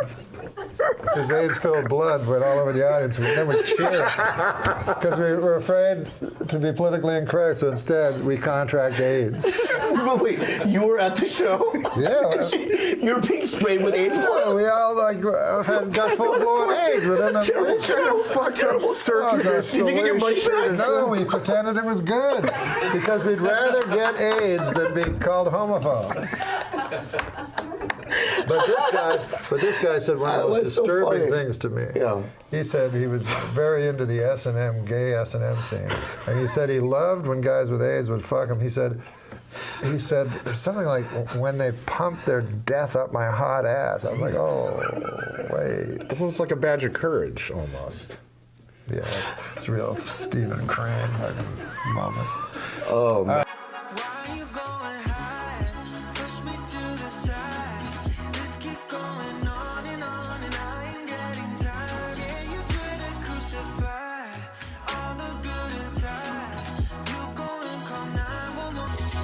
It was sort of sex meeting because I'm not good with condoms. I don't mean to get graphic, and I did. See, I'm an older guy. I grew up before AIDS was invented or whatever. And I remember... One of the worst inventions ever. I know. I remember it was one of those things, someone's talking about herpes, and they go, is there not the Dr. Gerald AIDS with his fucking idea. Yeah, and the AIDS candy had to go away for the Preventa show. Hey there, Larry, it's time for Weather in a Minute. It's a silly little segment we do maybe once every 5 years or so, but we brought it back. We're doing it today. And, you know, Larry, the older we get, the less tolerant I become, and the slower you become. I'm thinking I am dying for like an ice cream sandwich or something from the cafeteria. Give you the helmet. If you can get down there and get it, we've found a way to get you down that hallway a little bit quicker also. This will replace the running that you've had to do. These are a great way to get around. You can get the speed up on that thing, Larry. It looks like you're going like 2 miles an hour. There's no brakes. That's all right. You don't need brakes. You're just going down the hall. It's not like you're into traffic. Floor it. So there you go. If you can, like an ice cream stand, I think there's a guy from like the Hancock. It's a hard left turn. No, you missed a turn. There you are. Is that like the mascot from the Hancock is in there? Give him a hug or. There you are. Nice to see him. Why? It was nice of him to even offer. All right. Did you get it? All right. Hey, Norm, come on, you're up next. You got Norm McDonald? McDonald's down here. Get him on. Put him on one of those. Come on, Norm, you're up next. This is like the two of you in like 3 years. Senior citizens racing down the hall. Very nice. Don't forget to bring me the ice cream sandwich. Boy. Whoa! Wait, you ran away. I know I went too far. That's all right. I just think the ice cream. Thank you very much. Come on, Norm. Norm, nice to see you. Let me get that out of your way. Come on. Yeah, follow him. Did I lose, Norm? See you later. I lost you, sorry. Watch the cables, man. Oh, no! Wow! Norm McDonald. Good to see you. Norm. Good to see you. Welcome. I'm sorry, Norm, I lost you. Yeah. The brakes are a little thin on that. Yeah, that worked out well. We can get that fixed back there, too. No trouble. Wait a minute. Are you the new Batman? Oh, am I wearing my Batman hat? Yeah. Oh, yeah. Is that what you've been up to? Well, no, not in real life, I'm not. In real life, it's Bruce Wayne. Are you talking about the movie? Yeah. The new movie? What are you up to lately? I saw you in Jack and Jill. Your great you did? cameo in there. Yeah. You know what I'd like to see is like a superhero come along that isn't conflicted.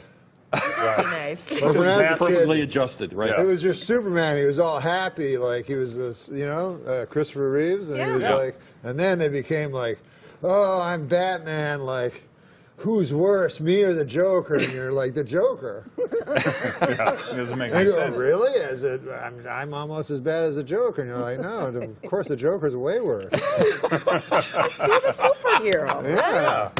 For Batman. Been watching these Regis highlights, and yeah, Regis is gone. Right? well, today's the last day, 9 o'clock. Is it? On WGN, on our station, you'll see the final one. Who's But they were the showing. They haven't announced anything that's happening, but they were showing highlights of you as some of the highlights of Regis through the years. Really? Yeah. What do you remember? What are some of your Regis memories? Well, one time I was on his other show, Who Wants to Be a Millionaire? And it was Celebrity Who Wants to Be a Millionaire, so the questions are a little easier. Yeah, you won. I heard they didn't give you the money. Yeah.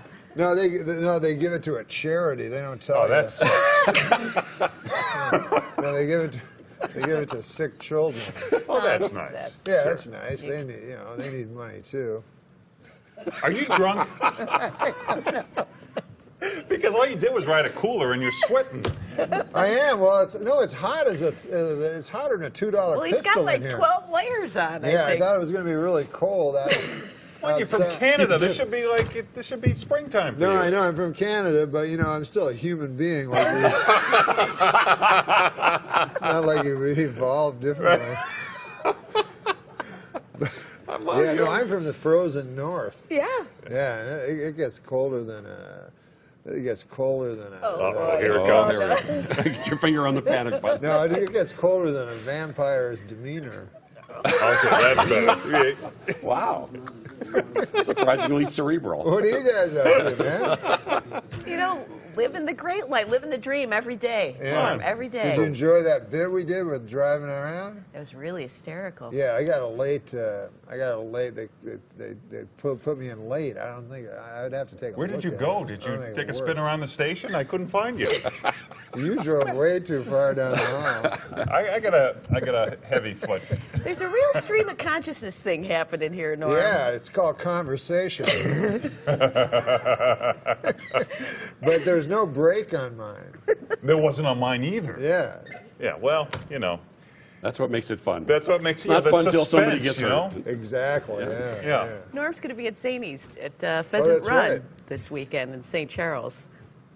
Is this what you do with the crowd? Just stream of consciousness talk? Why do you keep saying stream of consciousness? That's just speak.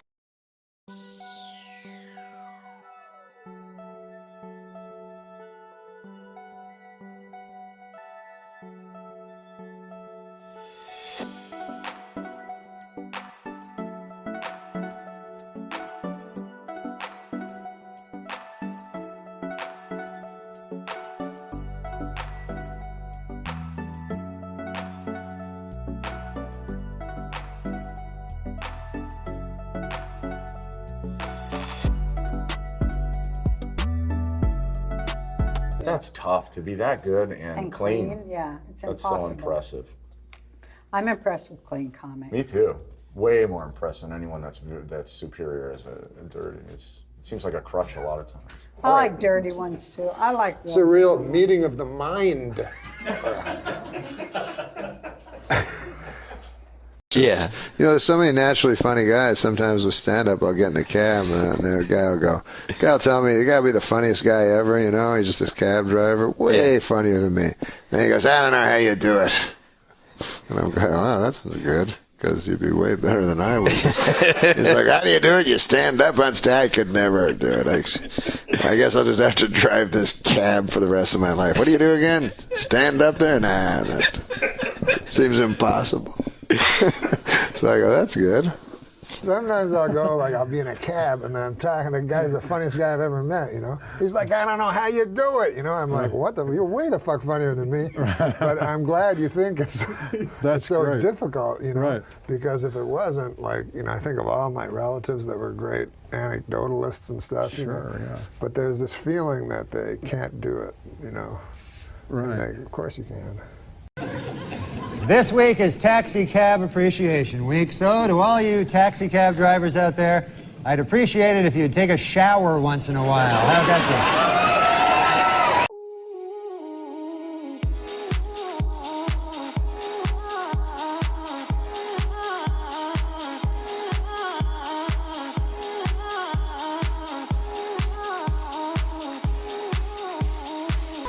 go? We want to talk about your uncle, because every time you come on the show, you have a story about your uncle who lives up in Canada. Oh, yeah, he's a Frenchman. Yeah. Yeah. And you always have like a little story about him. Jean-Luc. Oh, yeah, he's a crazy character, that dude. He originally visited New York City. Hello? I'm just having a drink. I can listen to you and have a drink. It's not like I went like this. Hold it. Ooh. Ah, liquid. Huh? I'm still here. Let's see if I got this right. You've got an uncle, lives up in Canada, named Jean-Luc. Jean-Luc. Occasionally he visits. Once time he visited New York.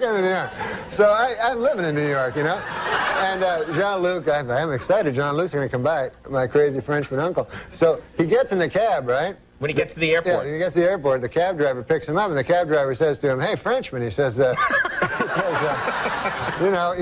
you like riddles, you know? So my uncle Jean-Luc is like, ah, yes, I love the riddles. That's how he talks.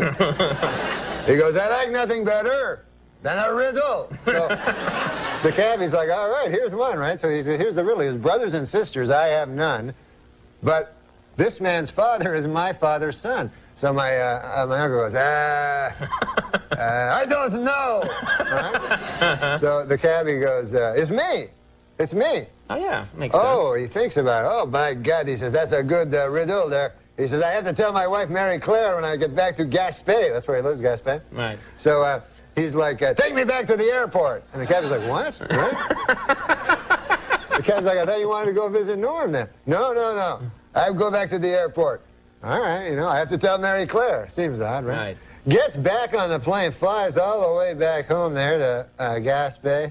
And he gets back, right? Runs in the door. Mary Claire, where's vous? You know, where are you, Mary Claire? Come on down here. I have a riddle for you. She goes, oh, Jean-Luc, I love the riddle. She's a woman, high voice.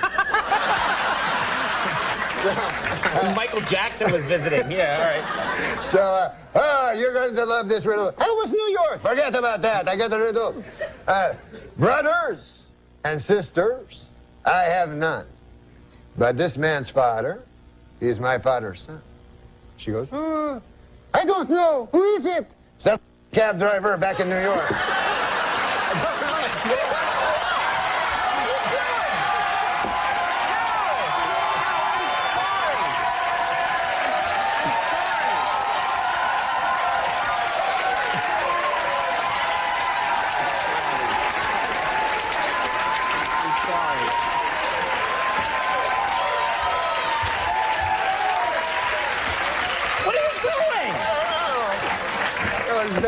You didn't mean to do that, did you? No, I didn't. Be honest, you didn't mean to do that. At all. I just got to the end.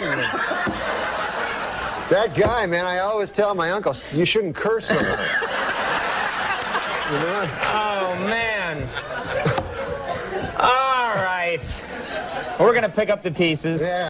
Your last Letterman with the World War I and II bit. I have never heard more comics talk about a bit.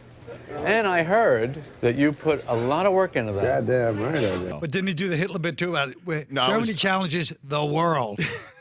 And then they fought the world again. Yeah, those are isn't Hitler a comedy killer, though? Wouldn't that be one of those things? That No, you kidding me? Well, Hitler's like, there's no comedy killer nowadays. You know what I mean? Not anymore?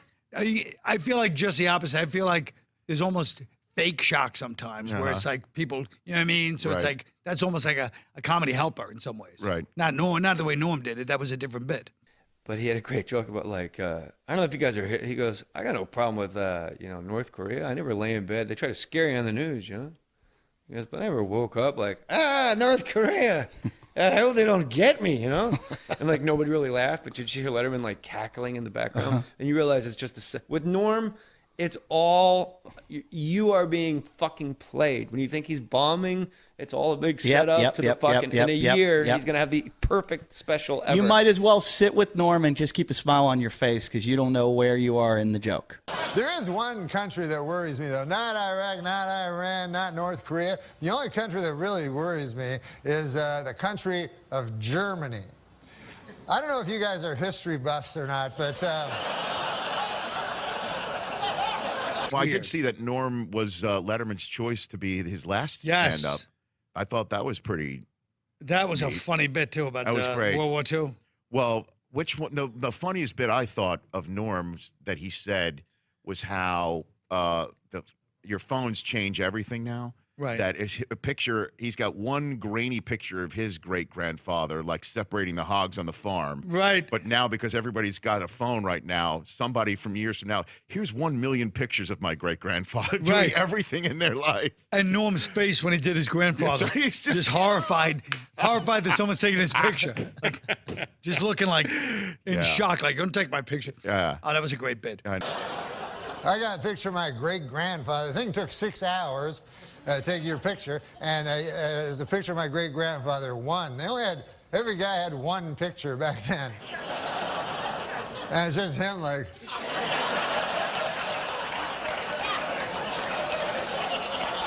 I gotta get back, feed them hogs. Who's gonna feed the hogs? So my next big hero after Letterman's got to be Norm MacDonald. What did you learn about his set for his last appearance?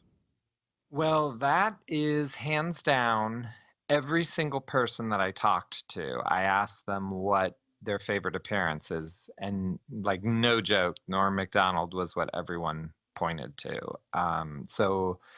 And my editor kept saying, you got to cut this down. Like, it's just over and over again of people saying Norm's great. And I was like, no, it really was that good. Like, it has to be the longest part of the book. Nice. Now I'm really going to get the book. That's awesome. And so Jerry he was Foley. lying to you before.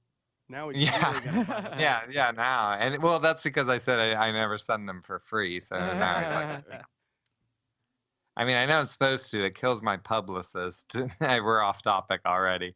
But my publicist keeps saying, you know, like, Iowa station wants to do a thing. Send him a book. And I'm like, what? I have to pay for those. Anyway, back to Norm.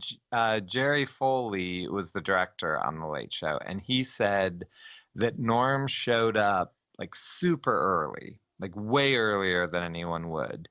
And he didn't want to tell anyone what he was going to do, what his monologue was going to be about. And he was just sort of walking around, just like soaking in the building because he wanted to spend as much time as he could there. And so, and they were kind of concerned because you don't know what he's going to do and they have to be sure Dave will like it, and you know.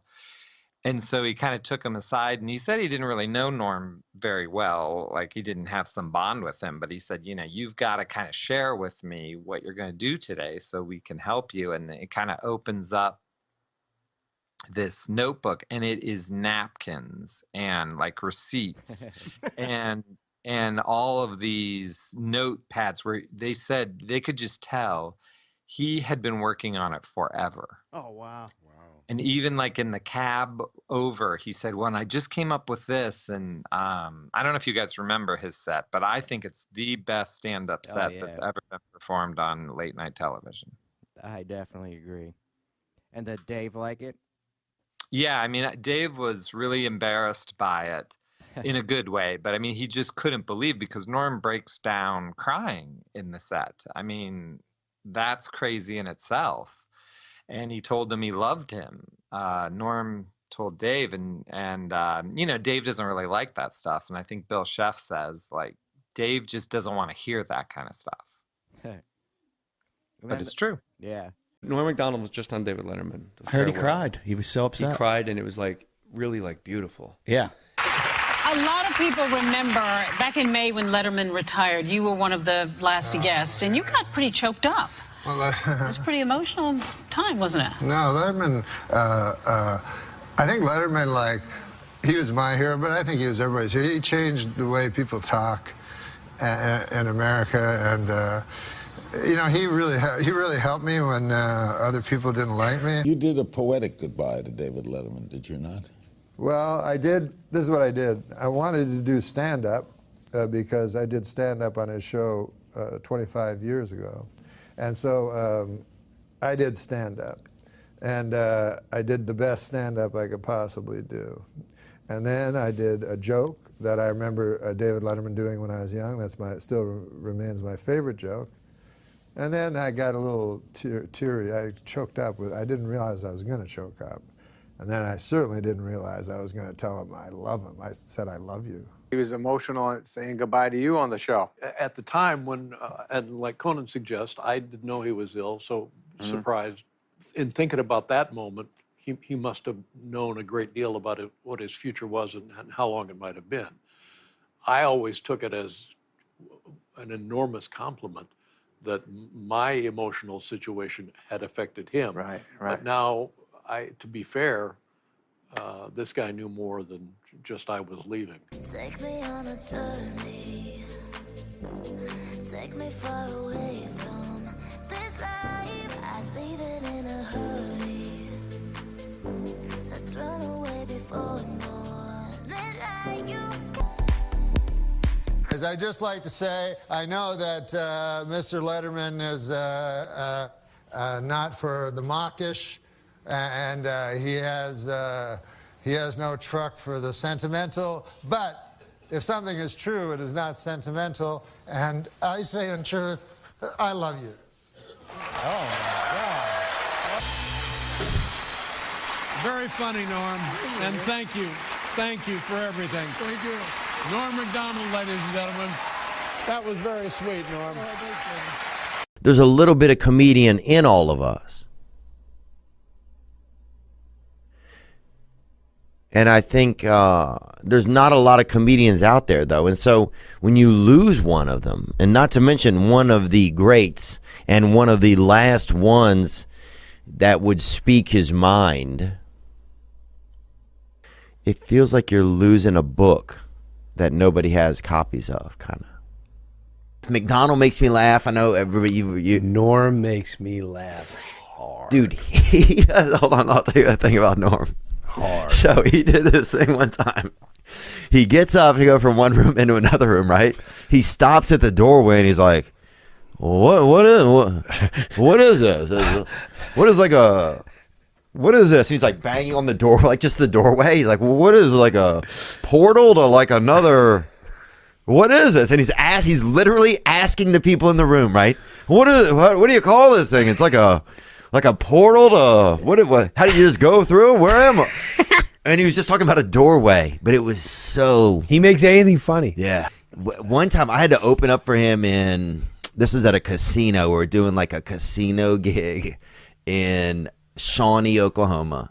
Wow. And Cherokee Creek Casino, I think. And it could have, I don't know, this cool lady that I think maybe tried to make love to somebody, but she also helped us get the gig. And Norm was fucked up. I think that when he went on after me, and like I don't even think for the first 7 minutes, I don't even think he said anything, right? But the crazy part was the next day, we had to play cards too the next day. You had to like be there for the weekend, you know? So we go to the card tables and Norm's like, man, there's a lot of good pussy in here. And I don't know him really well. So I'm looking around this room, bro. There is zero attractive women, right? There's zero attractive men, okay? Right. So it's not, even if you wanted some ass pussy, there's nothing. Yeah, it's a casino. And it's a gambling game. It's poker. Yeah. 5-card poker, you know? So... Yeah. And I'm just thinking, well, I guess I just agree with him. You know, he's getting older, and you know, maybe he has a different perception of what's attractive. And I'm like, yeah, man, there sure is. He goes, fuck no, there isn't. Like he had played me, you know, like he was like, this is the ugliest batch of people I've ever seen. Yeah, I watched one of his clips when he was on, I think, The View. Did you see that clip? No. When they're trying to get him to like. He's trying to be very realistic. The show's like ultra liberal, and he's just trying to be just a realist, like. Yeah, that's how he was. Yeah, and they're like, they're like, you'll never be back on this show. They're all joking about it and stuff. And he wouldn't because he wasn't like just kind of conforming to whatever, like, I don't know, just some ridiculous story. Why would they have him on? I don't know. That's so weird. Like, he's so not. I can see him doing it, like, if they offered it to him, but I can't. Here we go. Let's get a little bit of it. That the Democrats don't steal the election from the winner, you know, but who knows?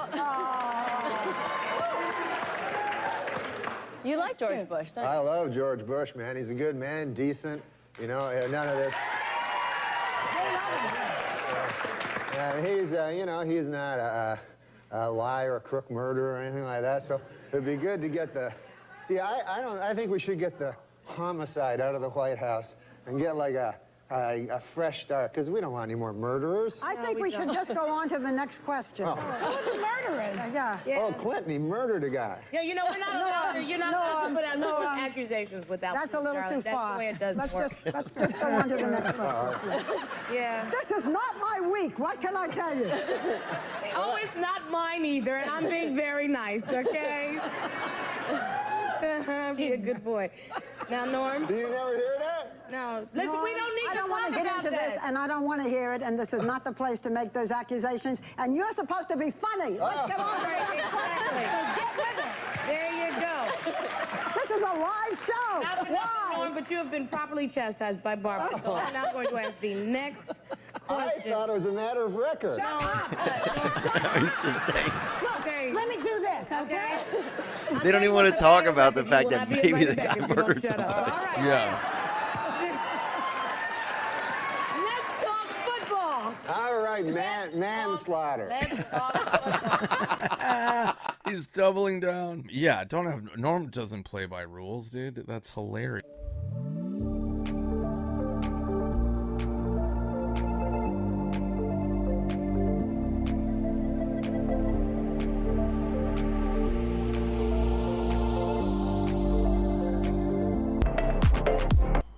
He had his own,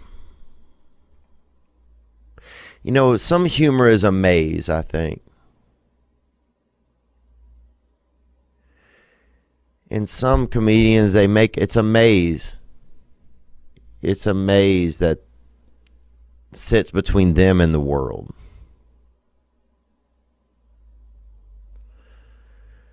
And the way that the humor is created is that some people have such a unique maze. Some people, it's set up punch. That's a small maze. Set up punch. Some people it's the element of surprise. Some people it's just extremely direct and dry. But I think Norm just had his maze was just different. And I don't think you can create that. I think it's built into you. And yeah. Well, but I've seen you go for like 20 minutes, and then the next 20 you get into a darker place, which is for me I really love it. Like I love when you get. Well, when I find it's like seducing. You know, you give the candy and the flour in the first 20 minutes, and then you're ramming it up their fucking hot ass later. Right, but when you're giving candy and big cock. Right, but when you're giving the flowers and the candy, is it to a kid? Or is it, because I know the second part of what you just said. This is a joke I heard. You want to hear a joke? Please. Okay. This guy is driving down. He's a pedophile. Why is the big cock always juicy with you? I mean, ever since I've known you, it's like, and it's a juicy big cock. So is it like prime rib? Does it have drippings? If you go to eat it like corn, is it like a Hoffy? I mean, it's got... you put paper towels under it because it's going to have drippings? Well, you know, the actual truth of it is like, it's like, here's my hot cock. The truth of it is, well, who says that? People always say that. My hot and they're cock. doing this on a walker? No, that's the lady's hips. Oh. So, but the truth is, a vagina is hot. A cock is actually cold. But of course, you know, mine gets warm. You think it does in your head, but no. No, in my hand. No, your hand is My hot. head's colder than my cock. Your hand is colder than your cock. Yeah, if I touch my head and then touch my cock is hotter. Yeah, but it's nowhere near as hot as the woman's vagina. So she's getting a cold depend cock. on the woman? That's where they came with the impression, the cold cock punch. But here's the joke. No, the cold cock punch has nothing to do. But here's the joke. Cold cock it's got cock a trigger. Yeah. So you're cold cocking like you would a trigger. Yeah, you're way Not off. like a hot cock that you Oh, hit that's somebody it. with their hot. Here's a hot cock, I'm gonna knock you out. That's interesting. I It's didn't not know bad. that. It'd be cool if I had a So cock that I comes, could that knock makes someone sense. out. Oh, that'd be great. Cold cock. You censor this? No, but this is the joke. You're just gonna cut I don't the word really want to do juicy. this joke because we want to get onto stuff, but I'll tell you quickly. Please. So it's a guy, a pedophile, is driving in a car, and he sees a kid, and the kid is going through a dumpster, and the kid finds a welding hat. A lot of things happen in this joke, coincidentally. Right. He finds a welding mask, and the kid puts on the welding mask, and he's running around having fun with the welding mask. And the pedophile goes, "You want to drive, kid?" The kid goes, "Sure." So the kid gets in, and the pedophile says to the kid who's wearing this welding mask, he says, do you like to get your cock sucked? And the kid goes, "Oh, no, what? No." And he says, do you want to suck a cock, suck my cock? "Oh, no. Well, how about would you like to get my big juicy cock shoved up your hot ass?" It's gonna have a clean punchline. I So know that. finally the kid goes, "Oh, I understand. No. I'm not actually a welder." Right. That's a crazy joke. Hey, do you want to take? Hey, Want to take some questions? I asked my Twitter followers for questions for Bob Saget. But is it pedophile? Is that the actual word? It's pedophile, isn't it? No, it's pedophile. Is it pedo? I was at a party with a friend and I noticed you first, and you returned my gaze, knew how to quench my thirst. You took me to that room like a dream come true. The dance you performed was just for me and you. Kisses on the neck, then you work your way down. Let yourself go for me all around town. Seductively stood. Tell me your best story. My best story was the Steve Irwin. You just fucking told it. No, that happened to you. He's a comedian. No, He was. You ever do the Tempe Improv? Okay. What was your joke? You had one joke? No, it I had to have was, had so one. ridiculous. It What? was stupid. What was it? Oh God, man! Well, It was something like don't take a shot from a girl at a bar because it looks ridiculous. It's never good. I think the punchline was, is this a Care Bear cum shot or something? It was really ridiculous. Don't take a shot at a girl at a bar. I think it has to do with the Care Bears. It's like, what? That was the worst. I don't remember it. It was so long ago, but that was the gist of it, and that's why I don't do stand-up anymore. You should open with it. Yeah. Yeah. I should open and close with it. He can't even tell his own joke. Yeah, I mean, again, I mean, I'm not a good, Anything. Yeah, clearly.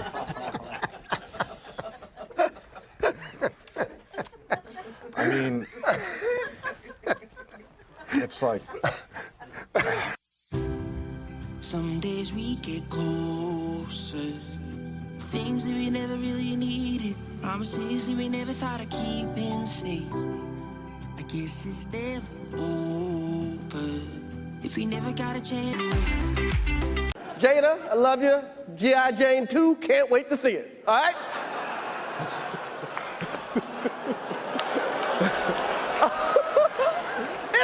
That was a nice one. Okay.